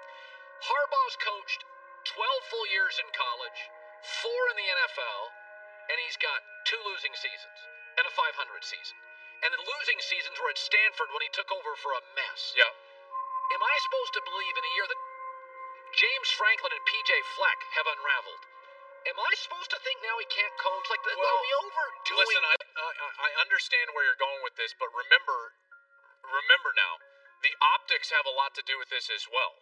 Right? It's not like, oh my gosh, they lost 2 nail biters. Right? Like, that's not the case. And it really, when you struggle at what you're supposed to be strong at, yeah, that hurts. That hurts a lot. And when you can't run the football, you can't develop a quarterback, and now all of a sudden the defense is falling apart and they can't stop the passing game. You know, I think that was their biggest deficit at home at halftime since the Big House was built. So when you're doing things that not even Rich Rod was doing in terms of futility, but it's that's opening some eyeballs. But it's a COVID year. Yeah, I understand, but again, can COVID make up for that entire gap? Like, it does not look good right now. Apparently they've opened up their quarterback position again. It's hard I can't defend this season. This has been a massive disappointment set up by the massive disappointment of Minnesota. Minnesota has been a massive disappointment, and they set everybody up for failure, including me. I thought that Minnesota was really good. Well, I get so I was like, oh, Michigan is back. They're good. I'm like an idiot. I'm giving a lot of people a pass for COVID. I just am. I'm giving company. This one just feels different, though, because, again, like, they're not losing nail biters. You have to admit that, right? Like, and they're not doing things that Jim Harbaugh teams should be able to do. That's a fair criticism. I guess I am glass half full guy. Oh, is that case? You weren't with Drew Lock. You don't like him dancing. Speaking of Drew Lock, in honor of Drew Lock, I just threw down some dance moves for footage of Joel Klatt last weekend in the booth. I'm not going to listen. I will not answer to Colin's judgment of dancing. This will be Time out. Joy only in her analysis, please. What is going on here? Okay, Joel. Yes. I am so Come on. uncomfortable. You look like if Aquaman had something stuck in his suit. There's something going on here. No. I mean, why can't he And you know, dance? Gus There we Johnson go. is just egging you on, so he's just Oh, yeah, enabling Gus is you. loving it. I love Gus's hoodie, by the way. This is amazing. Guys, who has more fun than Gus and I? Nobody. Nobody. That, oh, come on. Look at that. That's a good Yeah, move you gotta right tell there. Gus I said And hello, by the way. Gus I is will. just encouraging your bad behavior there. That's not bad behavior. That's not bad behavior. Joy, you're a decent called- dancer. Thank you very much, Joy. I appreciate You know that. what's funny? I had a friend once say to me, I was a way better dancer than he thought I would be. I totally disagree. No one listening right now believes that you are a decent dancer. Well, Drew Lock let us all down. Oh, All he he's had just to do was done. beat Atlanta, and we would Done. have seen Colin Done dance with it. on air. Done with You have to win games in order to dance. Why don't you win a couple Cub Scout before you become, Thriller? So can I dance? You've had a lot of success in your life. You get that dance. I don't love it. I discourage it. But you discourage it. You're a preferred walk-on who set Colorado quarterback records. You have earned the right to a dance. I might dance on this table right Yeah, now. slow down there, Chief. All right, Joel Klatt, good stuff. Rick Bucher, too. Watch out, Tennessee. Tennessee this week. Tennessee what? Just watch out for Tennessee. They're catching 11. I don't trust them ever. I don't trust They're Vols totally either, dysfunctional. nor their fan base. Yeah, they're Yeah, dysfunctional. you know what you're talking about, Ball Twitter. Always coming after me. How do you like me now? This year. How do you like me now? All right. Want more Herd? The Herd streams 24 hours a day, 7 days a week within the iHeartRadio app. Search Herd to listen live or on demand whenever you'd like. Hi, I'm Holly Fry. And I'm Tracy V. Wilson. And together we host a show called Stuff You Missed in History Class. As the name suggests, we talk about some things that maybe either you didn't remember from history class or they weren't covered at all. There have always been women in history. There have always been black people and other people of color. There have always been people all over the LGBTQIA spectrum as a part of the historical record. Tracy, we've had some really interesting episodes recently. What's one of your favorites? The history of beekeeping, which we had to abridge because that's very involved. How about you? I really enjoyed researching our episode on Seneca Village, which was a settlement in what became Central Park that was mostly populated by black people who actually owned the property there, and unfortunately their time there was kind of erased. So if this kind of material sounds good to you, come listen to the show. We have new episodes on Mondays and Wednesdays, and then a behind-the-scenes minisode on Friday, and a bonus classic episode from the archive on Saturday. You can find us on the iHeartRadio app, at Apple Podcasts, or wherever it is you listen. Hey, this is Dean Unglert. And I'm Jared Haben. Together, we host a podcast called Help, I Suck at Dating. Do you suck at dating? No, seriously. Do you suck at dating? Do you feel like you're always trying to get it right and it just doesn't happen? Are you going through a breakup asking yourself, what happened? Did he say, it's not you, it's me? Well, maybe it is you. We are here to help. We definitely sucked at dating and somehow we turned it around. When we started this show, we were both single, but now Jared is married. And Dean's been in a relationship for over a year, and he's happy. We were both on The Bachelor, and we learned a lot. We've enlisted the help of experts, teachers, coaches, celebrities, therapists, doctors, everyone who can help us so we don't suck at dating. Join us each week for Help, I Suck at Dating. We'll laugh, we'll cry, but we'll get it figured out. Listen to Help, I Suck at Dating on the iHeartRadio app, on Apple Podcasts, or wherever you get your podcasts, and join the Suck Army. Two of the most exciting quarterbacks in the league square off when Kyler Murray and the Cardinals take on Russell Wilson and the Seahawks. Thursday Night Football this week at 7:30 Eastern, 4:30 Pacific on Fox, NFL Network, and streaming on Prime Video. Well, Seattle outplayed them 2 weeks ago, and then a personal foul call screwed it up for Seattle. So I think Seattle's playing with incredible urgency. Arizona's a hard team to figure. Outplayed by Buffalo in one, outplayed by Seattle in one. And I thought Miami controlled the game again. So I've watched them 3 games in a row really be outplayed, but they've won 2 of them. Hail Marys don't mean you're better than Buffalo. So I like Seattle in that game. I do. I think Seattle. Well, it is. They are at home on a short week. And what's the weather like in Seattle? I'm sure it's just charming. So you're going to take an Arizona team. It's raining sideways. At this point in the season, like that weather changes stuff. It's, by the way, 46 degrees and raining. All right. Like Ohio last week, the Browns game, like bet the under. It's 38-mile-an-hour winds. They were canceling flights in Cleveland, so it's like take the under.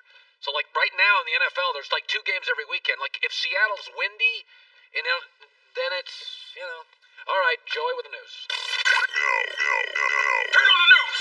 This is the Herdline News, sponsored by Mercedes-Benz. The best or nothing. Well, Russell Wilson was cooking to start the season, which made him a quick MVP favorite, but after struggling the last couple of weeks with a sharp uptick in turnovers, he's fallen from the top spot.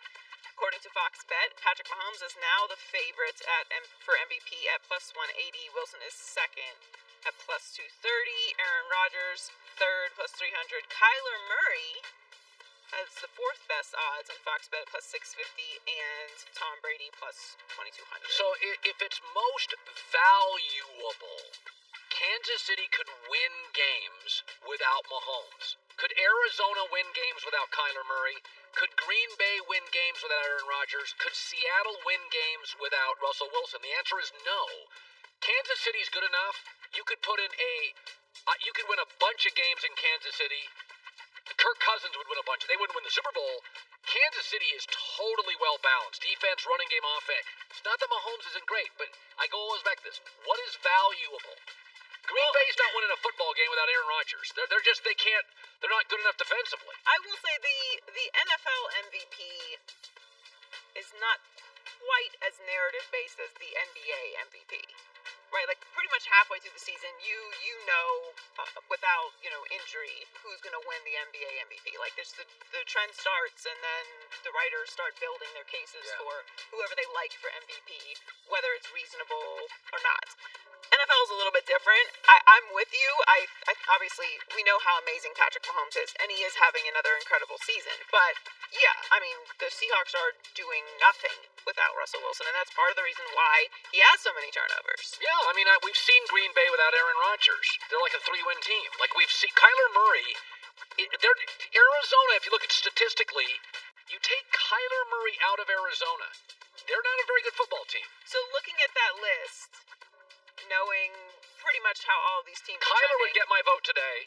I would say Russell Wilson until last week. I think it's really, really close. But I'd go Kyler 1. Russell doesn't have the same level of turnovers for the rest of the season. Then I would go with Russell 1, Kyler 2. I mean, when I watch Arizona play, they get outplayed every weekend. They've won 2 of the last 3 weeks, and they were clearly the inferior team. They're not winning those games without Kyler Murray. It's going to be a good game on Thursday night. Go look at the Hail Mary play. Yeah. Russell Wilson's the only quarterback in the league probably that can get the throw off. I mean, he was trapped. That's such a great play. That's a play of the year. Oh, absolutely. So LaMelo Ball is one of the top prospects in the NBA draft, which is tonight, which is still kind of strange to me. It just feels weird. Like, the NBA draft's tonight. It's just snuck up on us, and it's just, I don't know, it's a lot. He could potentially be the first overall pick, and he said he is confident that he would be able to handle it. I don't look at anything like that as pressure. Like I said, it's just basketball, so being the number 1 pick, I mean, definitely holds a lot, but I feel like I was born for it, and I feel like I'm born for this whole thing going on, since, you only go through this process once, so I'm really just enjoying all of it. By the way, it's not that he can't play. He's got great handles. He's tall. He's like his brother. He's a good rebounder. He's not a physical player. He doesn't, my guys are all like, he avoids contact. He avoids contact. If he's going to be successful in the league, he's going to have to embrace playing defense. His shot's not good enough to be solely a perimeter player. He's got to finish at the rim with his size against guards occasionally. I think he has all of the intangibles to be a star player in that he's going to get the fans excited. Yes. If, when we get back into arenas, he's somebody that could sell tickets. You'd want to go watch him play. He is very raw. So that's why I think his success really depends on what organization he goes to. Well, I mean, aren't all the players raw? I mean, if college football players came out after their freshman year, they would all be raw. Yeah, but some are more refined than others. Some of their games are more mature than others. Like he doesn't like contact. Well, the NBA, you're you're playing against very physical players. I know that it's not the same game as it was 20 years ago, but any one of us goes down, bangs around the NBA for a little bit, you're not going to make it very long. Well, I mean, if you watch the Heat-Laker final, the Lakers were pushing Miami all over the floor. No, it's still a very physical game. They're still not wearing pads. Like, it's still the NBA. For all the talk, it's not the NBA of 20 years ago, but you still have to be a physical player. So the Minnesota Timberwolves have the number 1 overall pick.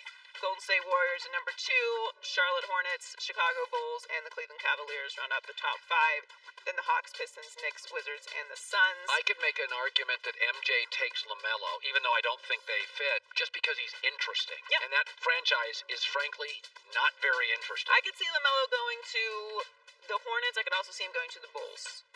And you might see a trade, too, with the Warriors. It's possible. So Rajon Rondo declined his player option with the Lakers and is exploring his options in free agency. The Atlanta Hawks are reportedly set to offer him a 2-year, $15 million contract. But he is said to be focusing on joining the Clippers instead. Now, obviously, they just brought in Schroeder. He's not going to be staying with the Lakers, but this is kind of interesting that he's so interested in going to the Clippers. Obviously, that might just be he wants to stay in LA, but I actually really like Rondo to the Clippers. Yeah, because if Schroeder is with the Lakers, who are you going to put on him? Because Avery Bradley is a really good defender. Lou's not as good a defender. So, in the end, the bottom line is the Lakers now have a backcourt that can score points with Schroeder. Who are you going to put on him? So, your wings are really good. Yeah, I don't have a problem with him. I don't have a problem with him leaving the Lakers for the Clippers. He's at the end of a career. Take the most money. No, like that part. There's just no take the most loyalty money in that part. Like he should go where he wants to go. Like he's made a lot of money in his career.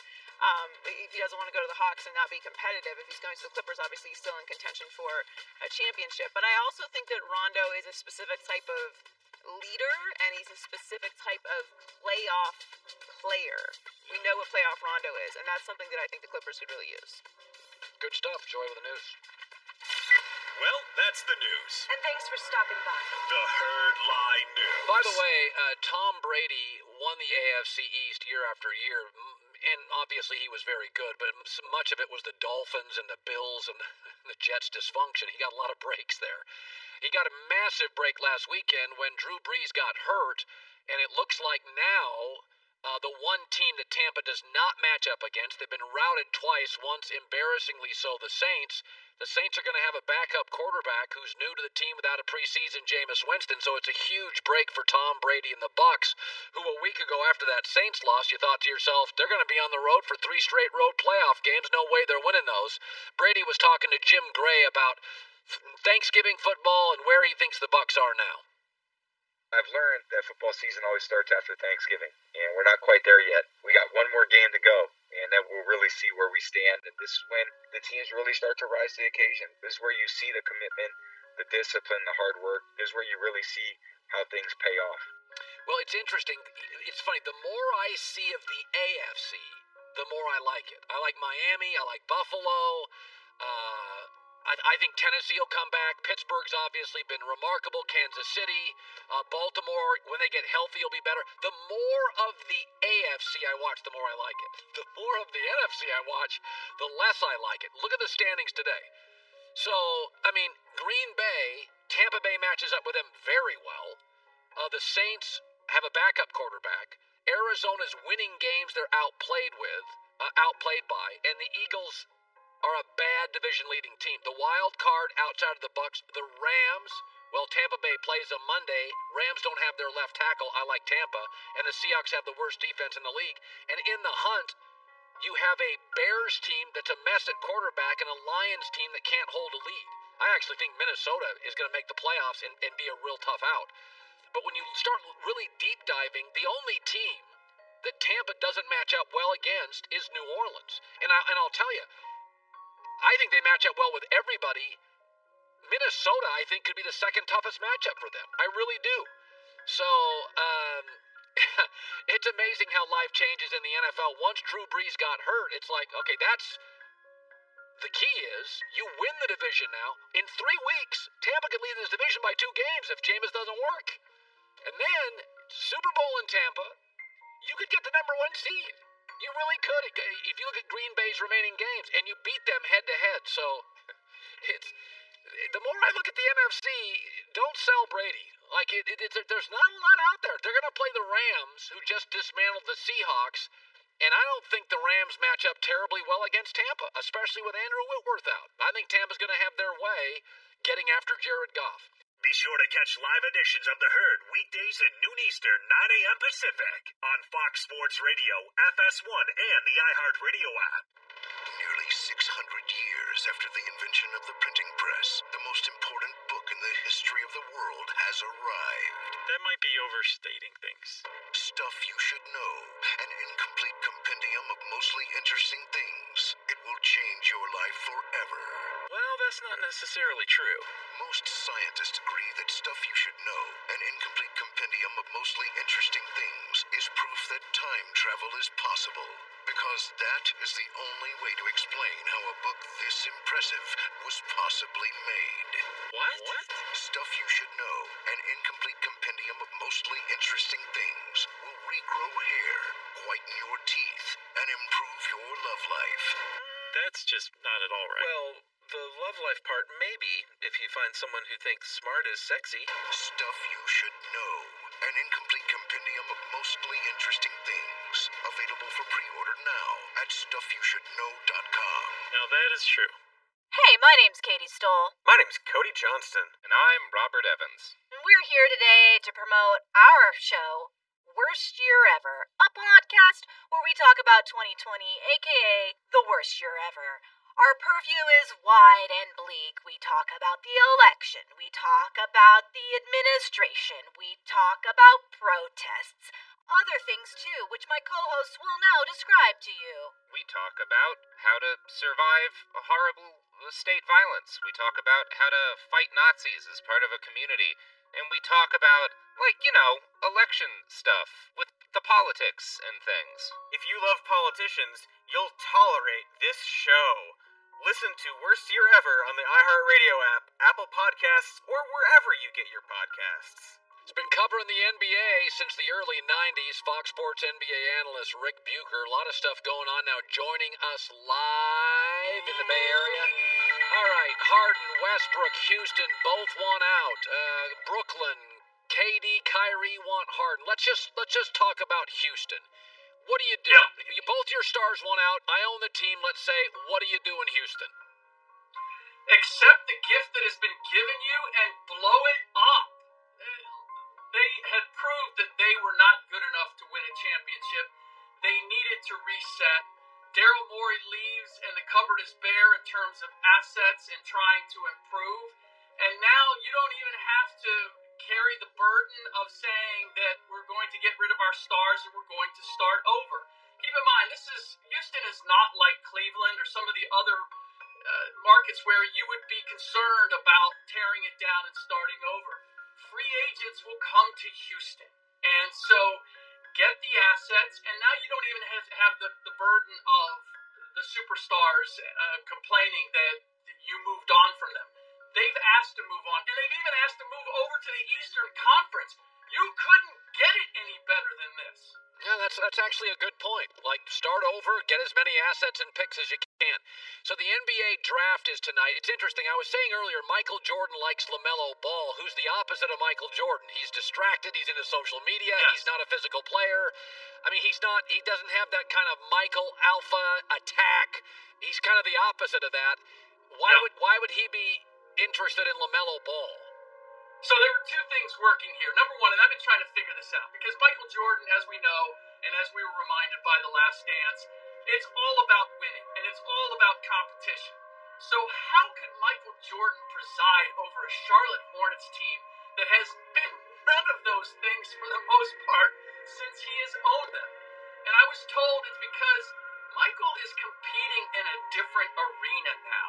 For Michael, it is all about how can I become the most powerful and wealthiest NBA owner? And while he came in not anywhere close to that, he's certainly made strides. But if you look at everything that he's done with the Charlotte Hornets, and you look at it through the prism of how do I maximize this monetarily, it all makes sense. And LaMelo Ball, of all of the players in this draft, is the one guy that you could look at and say, you know what? He's going to attract attention.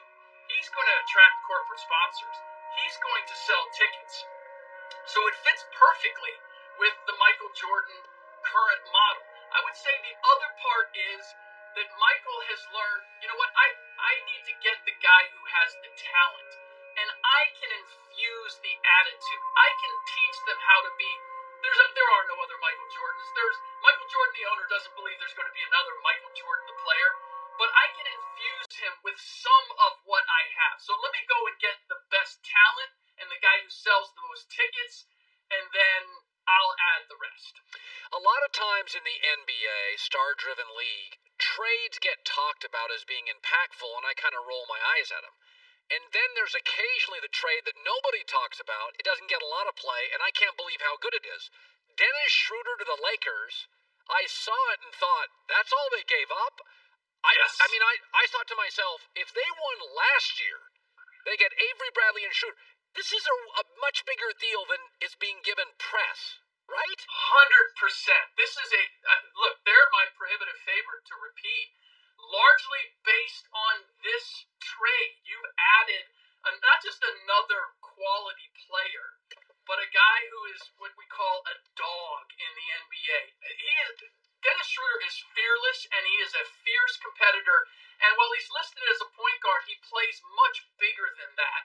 So you've just added that to the equation of LeBron James, the other pieces that they have, the growth that they've gotten from winning a championship. Number one being on that list, Anthony Davis. Anthony Davis now understands what it's like to play in big games and to win big games. You add Dennis Schroeder to that equation. It was a home run, and they gave up virtually nothing. I'm actually surprised that the Thunder accepted it, because I would think that Schroeder would have had more market value than this. So the NBA draft is tonight. It's a lot of it's just you guess because you're drafting kids. I mean, they got 1 year of college or no college, so a lot of it is for years and years. David Stern, the late David Stern, didn't want his general managers going to high school games and scouts, right? So he said you got to go to college for at least a year. Well, it's like especially this year.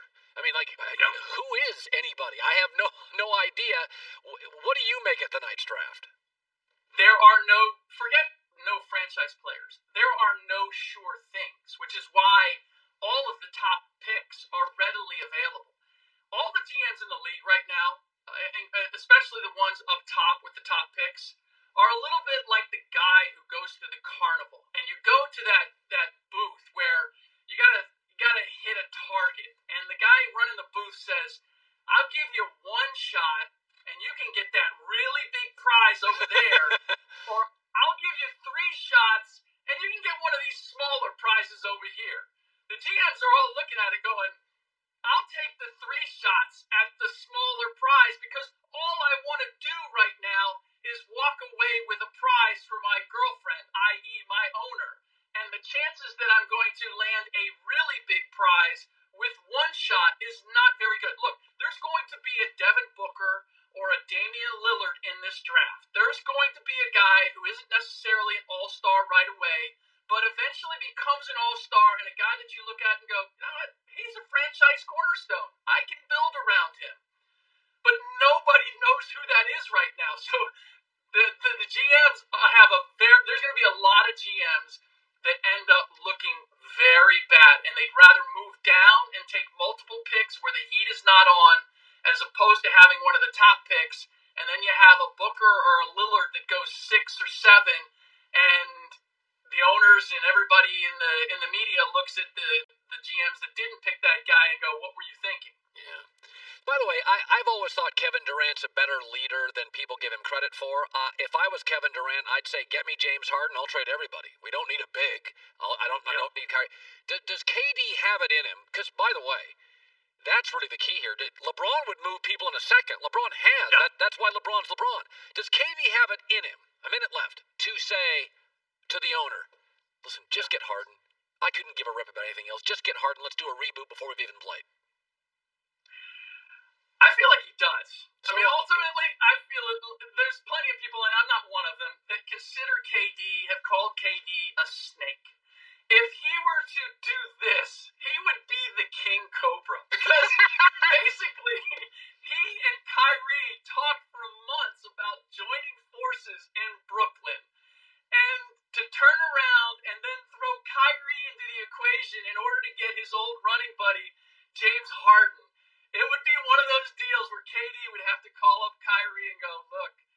not personal. It's just business. Do I think he has it in him? Honestly, I think he just might. Yeah, so do I. And I know it sounds And I wouldn't blame him.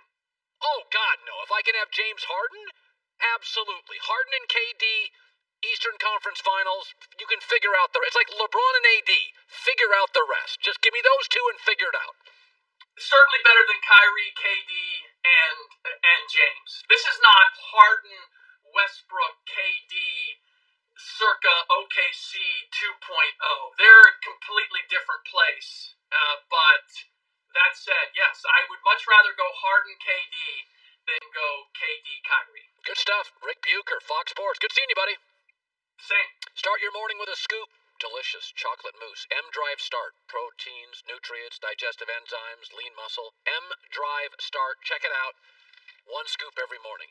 Yeah, I know it sounds just harsh, but pro sports is harsh. You got to move off people all the time. I mean, GMs move off people. James Harden has 2 years left in a contract. He's like, I want to move out of here. Like this league is about, and it's getting more and more like this, and it's not necessarily bad. It's just, stars want to play together, and they want to play together now, and they see, they make a lot of money in shoes, so they don't necessarily care about their making every penny in their contracts. That's what the league is. Like, I'm not good or bad. Like, I have 30 years in my career. I look at it as a long journey. But if I'm a professional athlete, I'm KD. I've had multiple injuries. I want the best player. I want him now. I will just tell you this. If he does it, if he calls Kyrie and says, I'm out, nothing personal, I'll take Harden, I'll defend KD. I will. King Cobra. I like that, my Bucher. We're on the road during the holidays so much. Make sure your car's protected. Carshield.com. Carshield.com. Put in the code HERD. Customizable plan. Save you money. Hey everybody, it's Ben Higgins. And it's Ashley I, and we're the hosts of the Almost Famous podcast. I was the Bachelor, and know firsthand how dating 25 people at one time is not easy. And I was on the show a time or two, or four, but I met my husband, so I'm proof that the process works. We do interviews with the cast members creating the headlines. And we know pretty much everyone, so we're a reliable source. Listen to Almost Famous on the iHeartRadio app, on Apple Podcasts, or wherever you get your podcasts. Hi, I'm Robert Evans. I'm Katie Stoll. I'm Cody Johnston. When this year started, we were doing an election podcast, which is called Worst Year Ever, and it's the podcast that we do. But then this year became way worse than an election, and now there's a plague and a series of general uprisings and federal agents shooting us all in the street. And our podcast has turned into more of, kind of a general survival guide for the apocalypse that we're all in the process of hopefully living through. We don't just talk about bleak things. We also bring interesting people in to interview and answer our questions and shed light on stuff that we don't all normally talk about. Listen to Worst Year Ever on the iHeartRadio app, Apple Podcasts, or wherever you get your podcasts. Hey, this is Dean Unglert. And I'm Jared Haben. Together, we host a podcast called Help, I Suck at Dating. Do you suck at dating? No, seriously. Do you suck at dating? Do you feel like you're always trying to get it right and it just doesn't happen? Join us each week for Help, I Suck at Dating. We'll laugh, we'll cry, but we'll get it figured out. Listen to Help, I Suck at Dating on the iHeartRadio app, on Apple Podcasts, or wherever you get your podcasts, and join the Suck Army. Thanks for listening to the Herd Podcast. Be sure to catch us live every weekday from 12 to 3 Eastern, 9 to noon Pacific on Fox Sports Radio and FS1. Find your local station for the Herd at foxsportsradio.com or stream us live every day on the iHeartRadio app by searching Herd. You're listening to Fox Sports Radio. Carshield.com, code HERD. Customizable plans start as low as $99 a month. If your car breaks down, don't have a warranty, you don't want to get dinged for an $800 sensor light. That almost happened to me one time. Joy Taylor's joining me. Mark Schlereth, actually. We've been talking about Tampa Bay and New Orleans. Mark Schlereth did the Niners-Saints game last week. I thought the Niners were really good. It was pretty close for about 2-3 quarters. And Mark won 3 Super Bowls, multiple-time Pro Bowler, now Fox Sports NFL analyst. He's doing these games. So Joy and I've had this theory that Tom Brady's whole career he's been consistent. And then he goes to Tampa. He's had 3 awful games, 2 average ones, 4 great ones, and he's been a little inconsistent. And I think because he likes to gear it up over the top throw. So Jameis, we all view him as inconsistent. But is it that, or could he possibly go to the Saints with Sean Payton, a risk-adverse coach most of the time. I mean, what did you see from Jameis? Do you think he could change a little bit and be productive without all the turnovers? Yeah, no, I think there's no question that he could do that. I think the things you have to understand about Sean Payton as a coach, one thing that he prides himself on is, hey, I want to make sure that I mitigate the potential disasters for my players. What puts them in harm's way? What are they good at? What are they not good at? Let's make sure that we lean on their strengths, mitigate their weaknesses. One thing about Sean Payton is they're a underneath passing football team first and foremost.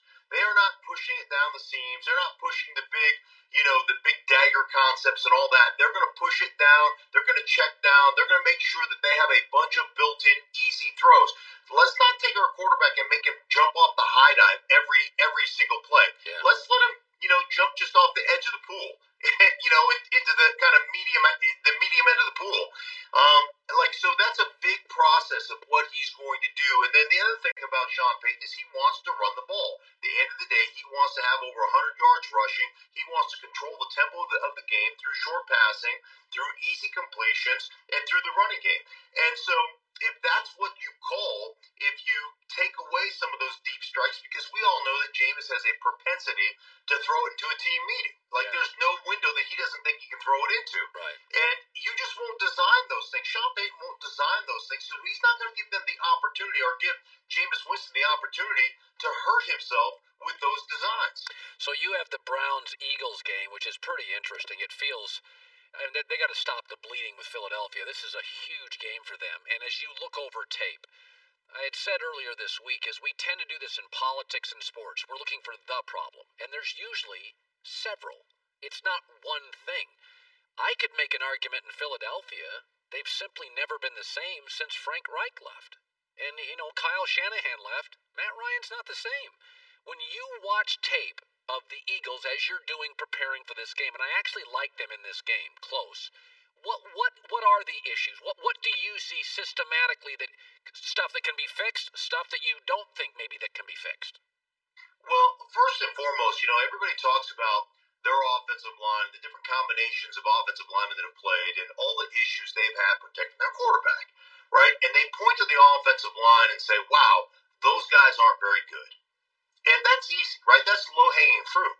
But I always look at the coordinator in general. So protection really comes through protection. The offensive line is a portion of that. There's no question. But protection really comes through the play caller. What are you doing to mitigate the disasters, the potential disasters that you have? Are you creating, some layups? Are you creating easy throws? So think about it this way, Colin. If you've got 30 plays, right? I want to try to get that down to really 12 times where I'm asking my offensive line to hold up on a 7-step drop or a 5-step drop with a hitch, right? Can I get that down? Can I take those 30 plays and pare it down to where you're really only being challenged 12 times? So that means, how many tunnel screens can I throw? Can I throw 3 or 4 tunnel screens? Can I throw 3 or 4 swing passes? Can I throw 3 or 4 screens? Can I have 4 or 5 3-step drops in there with a quick slant flat kind of combination? Can I have a 5-step drop, all go specials or whatever, a 5-step drop where the ball has to come out immediately so that my offensive line can be aggressive? Now listen, if I can do all that, I've taken that 30 plays and I've gotten it down to about 12 times where my offensive line needs to hold up, right? If we can't hold up 12 times with all that variety, then we're not any good. And so that comes down to coaching, and then ultimately your quarterback. Like sometimes I'm watching film on Carson Wentz, and I just think, man, it doesn't matter how many times you pat that ball, it is not going to burp. That is not a baby. Quit patting the ball and get rid of the damn thing. Yeah. Throw the damn thing. So he will turn down a profit to try to make a big play, and he's got to quit that. You've got to put the ball out there. Like, there are many times where you see him in a 2nd down and 8 situation. And instead of taking the flat that's right there that would get you into a 3rd down and 4 where you have the entirety of the playbook open to you, he holds the ball, he scrambles around, he takes a stack, or he throws an incomplete pass, and now you're in 3rd down and 8. And let me just tell you from experience, 3rd down and 8 place to be. There's no, everybody knows what you're going to do, and there's, you have no options. So, part of it's on the coaching, part of it obviously on the group up front, and then part of it's on Carson Wentz. He's got to be better. By the way, Jim Harbaugh's had a rough year in Michigan, but of his 16 years, full years coaching college or pro, he's had 13 winning years and a 500 year. He had 2 rough years at Stanford as they rebuilt. He rubs some people the wrong way in San Francisco, but he got to a Super Bowl, and he wins everywhere. I'm not going to be too punitive based on COVID. I mean, Penn State's unraveled, and a lot of good programs this year. Oklahoma's not very good. It's stuff's happening. I get COVID. College football's kind of a mess. Do you think Harbaugh deserves a second chance? When I say Jim Harbaugh to you, do you think he can win in the NFL again? Oh yeah, I think Jim understands. I mean, he understands line of scrimmage play. He understands. That guy's always going to have a fullback. He's going to run the ball. He understands those things. I think at Michigan, when you look at when they line up against Ohio State, like the difference in talent level is extreme. Yeah. Now, is that his fault? Is it his fault that they were? I believe I was talking to Joel Klatt the other day, and I think Joel told me 25-star recruits went to the Big Ten. 15 of them went to Ohio State. the rest of the schools, divvied up the other 5, right? So, you have such a discrepancy there, and everybody points to Michigan and says, well, Michigan, Ohio State. Well, it's really Ohio State and then everybody else in the conference. Yeah. So, I don't look at that and say, oh, Jim Harbaugh can't coach. I mean, there's a different level of talent there, and it's hard to overcome that. So this week you have Eagles-Browns. I want to talk about Cleveland. In the last 2 weeks, I've watched them play in such windstorms that I just didn't even talk about Cleveland. I will say this, though. You're looking at film now. Physically, they went from a terrible offensive line, Cleveland, to kind of a good offensive line as an offensive lineman. And I think it's impossible to win big in the NFL with a bad O-line. You can have bad corners. You cannot win in this league in the playoffs with a bad O-line. That's why I think the Colts are going to be a tough out, because just simply they can control the line of scrimmage. When you watch the Browns, are they a little overrated, a little underrated? Where do you sit with them and their personnel as an offensive lineman when you look at them? Yeah, I would probably say a little bit underrated. I was really impressed watching their film from last week, and I know they played in a couple of windstorms the last couple of home games, so it's hard to really evaluate the quarterback in the passing game in those situations, but their commitment to what they want to do, their commitment to running the ball, and I love kind of having one thing. Like, I always think about this with players and with coaches. Be great at one thing. Do one thing exceptionally well, right? And then we can build off that one thing. We can do that one thing a multitude of ways. We can have it with different motions and different personnel groupings, and we can dress it up and make it look different. But you're essentially working on the skill of doing that one thing. And then when you perfect that, you can add the ancillary things that go off that, the other plays that come off that, the other runs that come off that, and the play action stuff that comes off that. And I would say that Kevin Stefanski in Cleveland has done a great job of saying, this is what we are as a team, the way we want to run the ball, and then we have some adjunct plays off of that, but we're going to dominate the line of scrimmage. We're going to be committed to that. We've got backs that understand that style. We've got receivers that will block. We understand what we're trying to do. We run a lot of 2 tights, 3 tight end sets. Every guy has to be responsible to be able to block the edge.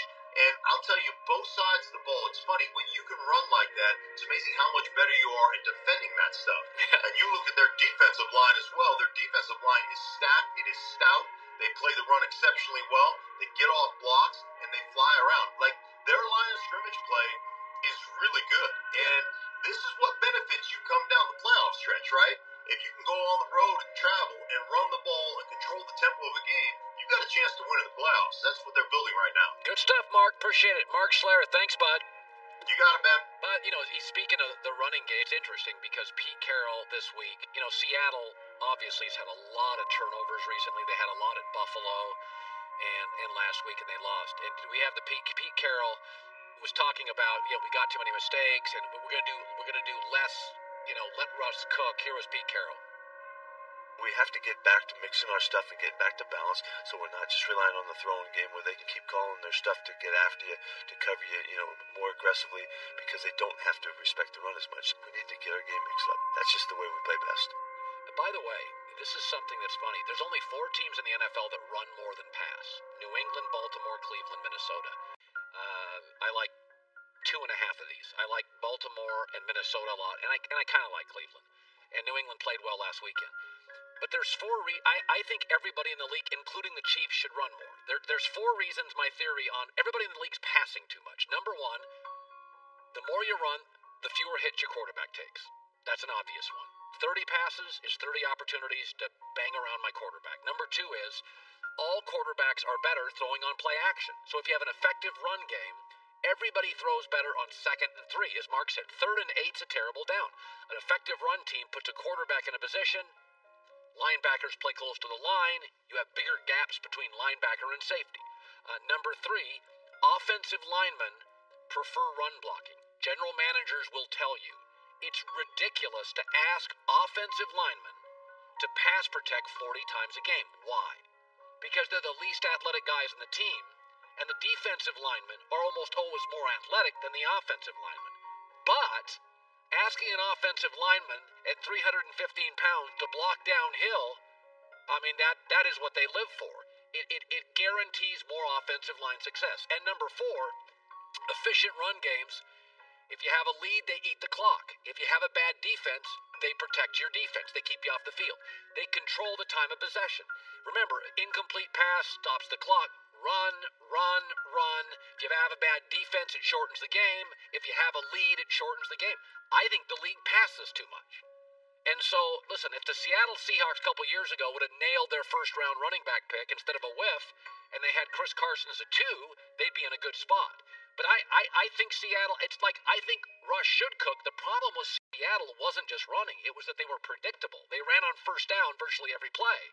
They were not creative, so Russ was always coming out of holes in the second half, which he is deft at. He's very adaptable there. He can make these plays. But you should run more. I don't want my quarterback. I think what Kansas City's doing really smart. They throw under the league average. They don't want Mahomes getting hit. They want him throwing on play action. They want their offensive line to road grade and pancake block, not have to constantly be backpedaling against more athletic defensive ends. And in the end, the games are shorter. Let's get in town. Let's win the game. Let's get on the bus, circle the stadium we won, and get out of here. Control the clock, control lead, shrink the game, even for the good teams. Let's get in, win, get out, go home. You want to do that if you're the less talented team. You want to shorten the game. But for everybody, fewer plays, eat the clock, get out of here healthy. On September 17th, 2009, 24-year-old Mitrice Richardson disappeared without a trace in the woods near Malibu, California. She had been arrested at a beachside restaurant for failing to pay a tab and taken to the Lost Hills Sheriff Station. She's not from that area, and I would hate to wake up to a morning report. Lost somewhere with her head chopped off. The police released her just after midnight, with no car, no cell phone, no money. She doesn't know the area. She's never been in your area. Well, I think she's depressed. That's what has me horrified. That's worried you more than just her. Okay. Mitrice disappeared into the darkness and was never seen alive again. I'm Catherine Townsend, host of the podcast Hell and Gone. We're going to try to find out what really happened to Mitrice Richardson. School of Humans and iHeartRadio present Hell and Gone Season 3. Listen to Hell and Gone on the iHeartRadio app, Apple Podcasts, or wherever you get your podcasts. Hey, Caitlin Durante. Yeah, Jamie Loftus? Don't you wish there were a podcast that examined some of everyone's favorite movies using an intersectional feminist lens? Why, yes, I do. Well, good news. It exists, and it's our podcast. What? How did I not know? I know. The Bechdel Cast is a weekly show where we invite our favorite comics, writers, and film critics to bring one of their favorite movies and tear it to shreds with us, using the Bechdel test as a jumping-off point for discussion. Oh, like how Indiana Jones and Consent is, not great? Or how Tangerine is one of the greatest romps of all time. Or how the Cheetah Girls are feminist icons with a streak of trouble in capitalism.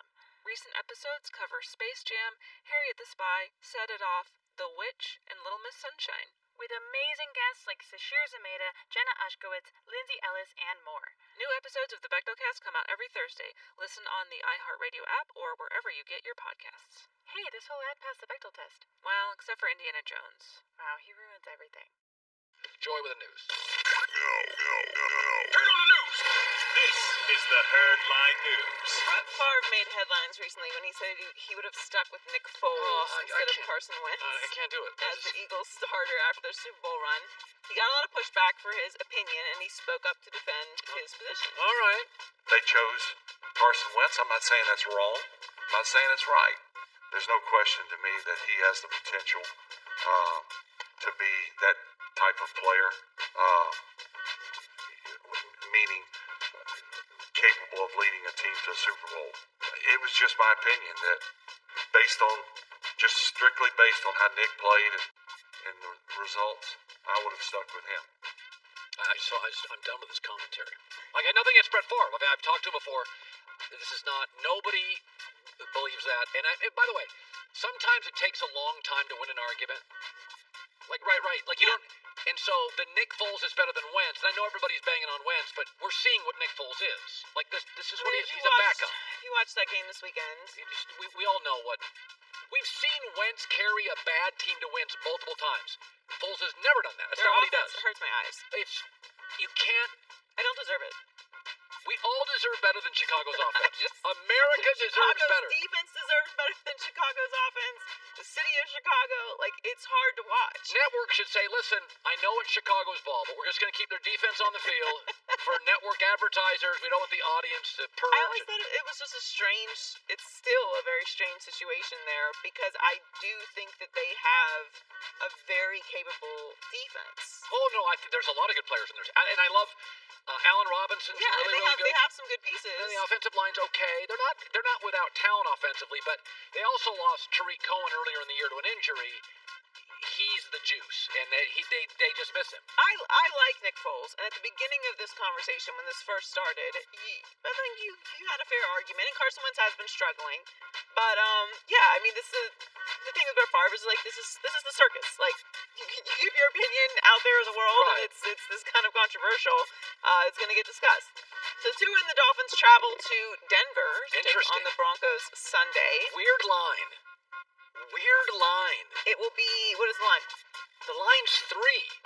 Miami's only favored by 3. They're using the altitude and quarterback. I think that's what it is. It's his first high altitude cold game, maybe? It'll be his 4th start. If he does get a win, it'll put him in some elite company. He would become only the second rookie quarterback in the last 40 years to win his first 4 starts in the NFL. So maybe that adds to it. This happens like once a year or twice. There is a line, Joy, and I'm like, okay, this doesn't make any sense. And instead of being aggressive and going for it, I'm the opposite. Stay away from it. I don't even understand the line. So a backup quarterback against one of the hottest NFL teams and one of the best defenses and one of the best special teams to a turnover-plagued team in Denver, they go to the backup and it's still 3. It doesn't make any sense. To me, Miami should be favored like 6. But that stat is kind of telling, though. He'd only be the second quarterback in the last 40 years. The last one was Ben Roethlisberger in 2004 to win for his first 4 starts. He has the 3rd best odds to win Offensive Rookie of the Year right now, according to Fox Bet. Joe Burrow plus 125 at the best odds. Justin Herbert plus 137. And Tua at plus 333. Justin Jefferson and James Robinson are 4th and 5th. I could see it. See how the rest of the season plays out, obviously, to determine that, but I could see him climbing up there pretty quickly. At least passing Justin Herbert just based off of the wins that they're Did you see Justin Herbert got a haircut today? He did get a haircut. Looks 9. You thought he was young looking before. I saw the alert. I was a little... Alert? Yeah, I get the alert, when news comes up. Justin Herbert cutting his hair is news. As someone who, every time I change my hair, it's a big deal, I totally understand Justin. I like it. He looks, he just got rid of the long locks. I don't mind the hair thing. Like, do what you want with your hair. I can't speak on behalf of hair. I've done nothing. Yeah, I mean, in general, people should just do what they want with their hair. It looks good. I don't know. I guess it's news because it was long and now it's short. Russell Westbrook could be on his way out of Houston soon. One team that might be interested in acquiring him is the Wizards. Houston and Washington have reportedly discussed swapping Westbrook and John Wall in a trade.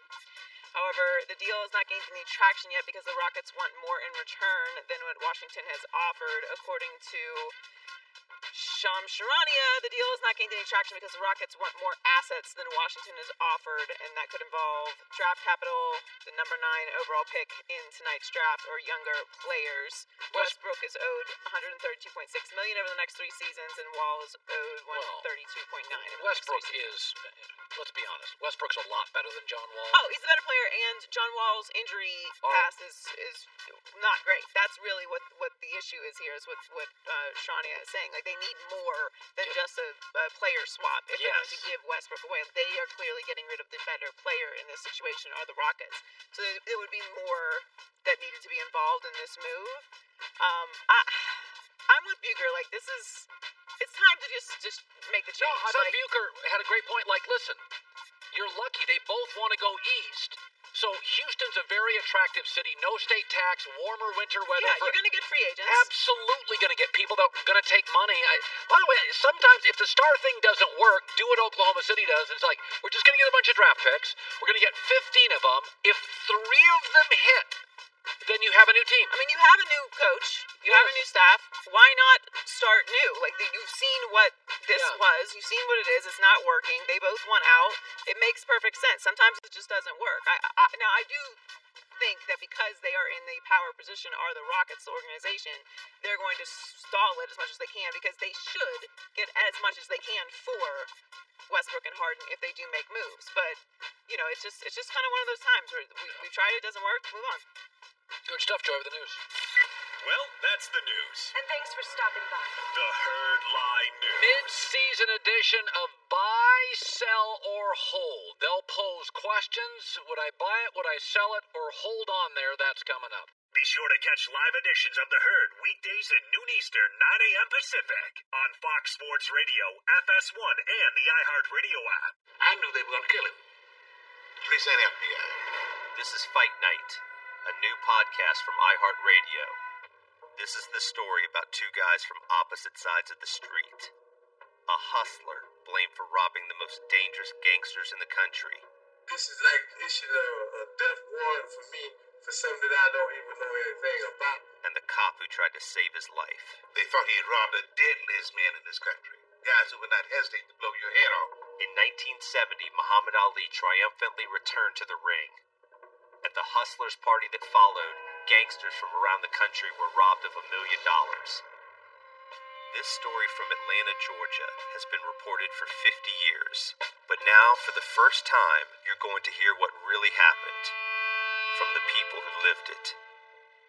Listen and follow Fight Night on the iHeartRadio app, Apple Podcasts, or wherever you listen to podcasts.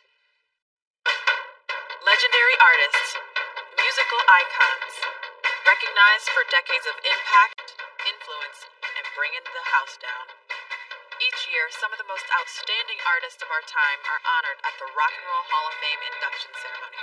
And now we've teamed up with iHeartRadio to take you inside those memorable nights with a brand new podcast series, Rock and Roll Hall of Fame Induction Vault. You'll hear humble, impassioned, and inspiring speeches from these amazing inductees and the artists who were on hand to honor them. Catch 4 premiere episodes starting Friday, November 6th, featuring the inductions of the Beatles, Stevie Nicks, the Eagles, and NWA. Rock and Roll Hall of Fame Induction Vault. Available now with new episodes every Friday on the iHeartRadio app, Apple Podcasts, or wherever you get your podcasts.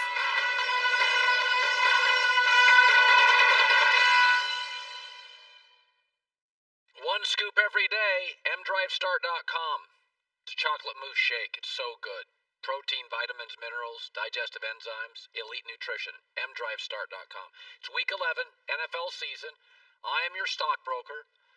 Joy will ask me what I should do. Should I buy this opportunity? Should I sell this opportunity? Or many stockbrokers say just hold it right there. Don't be impatient. Here we go. Buy it. Time to buy, sell, or hold. I'd buy that for $1. Colin will decide if he'll buy it, sell, or hold. The Steelers will be the number 1 seed in the AFC. Buy, sell, or hold. I'm going to go with a sell. Sell. Okay, first of all, they've won 5 of their 9 games by 1 possession. they have 4 games remaining. The Ravens are a tough out, the Bills on the road, the Colts, and even Cleveland. They crushed Cleveland early. You figure Cleveland can't play that bad, and they'll probably play pretty well against the Steelers the second time around. So let's sell that right now. Okay. The Bucs will be the number 1 seed in the NFC. Let's sell that. Sell. Come back in 2 weeks. They've got the Rams on Monday night, and then they have the Chiefs, who I don't think they match up particularly well with. So, for now, let's see how they look Monday night. The Dolphins will win the AFC East. Buy, sell, or hold? I'm going to go buy. Buy. Okay, first of all, they're 1 game back of the Bills in the AFC East. Do you know who they play Week 17? The Bills. So if they can they're on a 5-game winning streak, and they also have 1+ takeaway in 15 straight games with Brian Flores as coach. That's really impressive. They take the ball away, and they often take the ball away and score very soon thereafter. Love it. The Giants will win the NFC East. This is a buy for me. Buy. So their defensive front matches up really well in this division, a division that's struggling at quarterback. So they're 3-2 against the NFC East, and they really have the one unit that should win this division. Daniel Jones, back-to-back games without a turnover, is really good too. But Washington's quarterback situation right now, Philadelphia is not playing well. Dallas is a mess. This defensive line should control the division for the next 2 months. The Patriots will have their first losing season since 2000. Buy, sell, or hold? I think so, but hold. Hold, please. Okay, they play the Texans, the Chargers, and the Jets. Let's just hold. And an Arizona team that I think they match up pretty well with, so I would just hold on this. I predicted they'd be bad, and I think they will be. The Browns will make the playoffs. Well, I predicted they would, but I'm going to sell it right now. Sell. First of all, 4 games this year with 10 points or less. Only the Jets have that many. They're currently outside of the wild card spot, and I think both the Raiders and Miami ahead of them are playing better football right now. So I would say this morning, I would say just on the way out. Tua will finish with a better record than Kyler. Buy, sell, or hold? That's a buy. Buy. It's hard because the Dolphins have an easier strength of schedule. Kyler has to go to the Seahawks, to the Patriots, and the Rams. The other thing, I find Arizona fascinating to watch, but I've watched Arizona be outplayed 3 weekends in a row, and I've watched them win 2 of them. So I don't know. I put Arizona as the 10th best team in the league ahead of the Colts and Raiders, and I'm not sure I'm right. Kyler's great. I'm not sure what Arizona is. So my guess is Miami's a more well-rounded team, and I think they've got jet games or W's, so I'd say I'd go with them. Brian Flores wins Coach of the Year. Yes, now that Matt Rule's stacked up some losses, I think he would. Buy. Yeah, I mean, they're in the middle of a rebuild. Now think about this. They're in the middle of a rebuild. They've won 8 of 11. That's really remarkable. Like, if you're in the middle of a rebuild like the New York Giants, you're playing well, and they're playing well, 3-7. So, to me, I heard a story about Brian Flores this week. It was interesting. Somebody said 2 NFL teams, one of the ones in L.A., you just interview people over the course of a couple of years. Everybody was in on Flores, but in New England, he wasn't the official defensive coordinator. Right. So everybody was like, could you just do 1 year of that? Like, could you call defensive plays? Could you get the title for a year? But of course, it looks like Belichick for years and years struggled. His assistant struggled. But Joe Judge appears to be really good, and Flores is really good. Yes. So I think he's moved on. I think they'd probably give it to Mike Tomlin, but he's obviously a candidate for Coach of the Year. Tomlin? I told you this yesterday. Did I say this on the air? I don't know if I said this on the air about Mike Tomlin. Buy, sell, and hold's over. So, in Hollywood, if you like a young actor, you can just sign them to a deal, and you keep them away from other networks and studios. This has happened a million times, where you just sign somebody, you're like, she's young. You sign their exclusivity. So we're going to pay you, not a fortune, but we're going to pay you to just keep you away, and we're going to develop projects for you. I said that, did I say it on? Yeah, I think you said it to me. I don't think you said it on there, though. If I was a network right now, and noted I should be a president at a network. You know what I would do? I would negotiate a deal with Mike Tomlin. I wouldn't pay him a ton because he makes a lot of money, but I would pay him. I'd say, listen, I'll pay $500,000 a year. We get your broadcasting rights in 10 years when you retire. Because I think Mike Tomlin is, without a doubt, next to Gruden, the best coach in any sport I've ever heard on the mic. Not only that, like Gruden and Tomlin have an amazing gift. First of all, they're so alpha. I mean, they just literally fly through the television. They're just big alpha. But they speak in perfect 8-word sentences. They're like, Gruden, hey, that guy, my kind of guy. And Tomlin's the exact same thing. Hey, we're not a Big Ten team facing a MAC team. And that's television. Good and succinct. Tomlin and Gruden, I mean, they are built to be TV stars. Absolutely excellent sound bites every time. Every time. And he's animated, he's funny. RecTech. Built by grillers for grillers. Check out the RecTech Grill. RecTeq.com. Turn the grill on and off and cook. Hi, I'm Holly Fry. And I'm Tracy V. Wilson. And together we host a show called Stuff You Missed in History Class. As the name suggests, we talk about some things that maybe either you didn't remember from history class or they weren't covered at all. There have always been women in history. There have always been black people and other people of color. There have always been people all over the LGBTQIA spectrum as a part of the historical record. Tracy, we've had some really interesting episodes recently. What's one of your favorites? The history of beekeeping, which we had to abridge because that's very involved. How about you? I really enjoyed researching our episode on Seneca Village, which was a settlement in what became Central Park that was mostly populated by black people who actually owned the property there, and unfortunately their time there was kind of erased.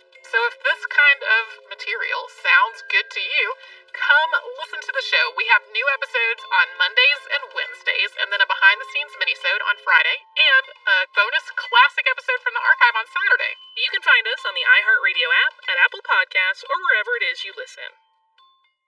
Hey everybody, it's Ben Higgins. And it's Ashley I, and we're the hosts of the Almost Famous podcast. I was the Bachelor, and know firsthand how dating 25 people at one time is not easy. And I was on the show a time or two, or 4, but I met my husband, so I'm proof that the process works. We do interviews with the cast members creating the headlines. And we know pretty much everyone, so we're a reliable source. Listen to Almost Famous on the iHeartRadio app, on Apple Podcasts, or wherever you get your podcasts.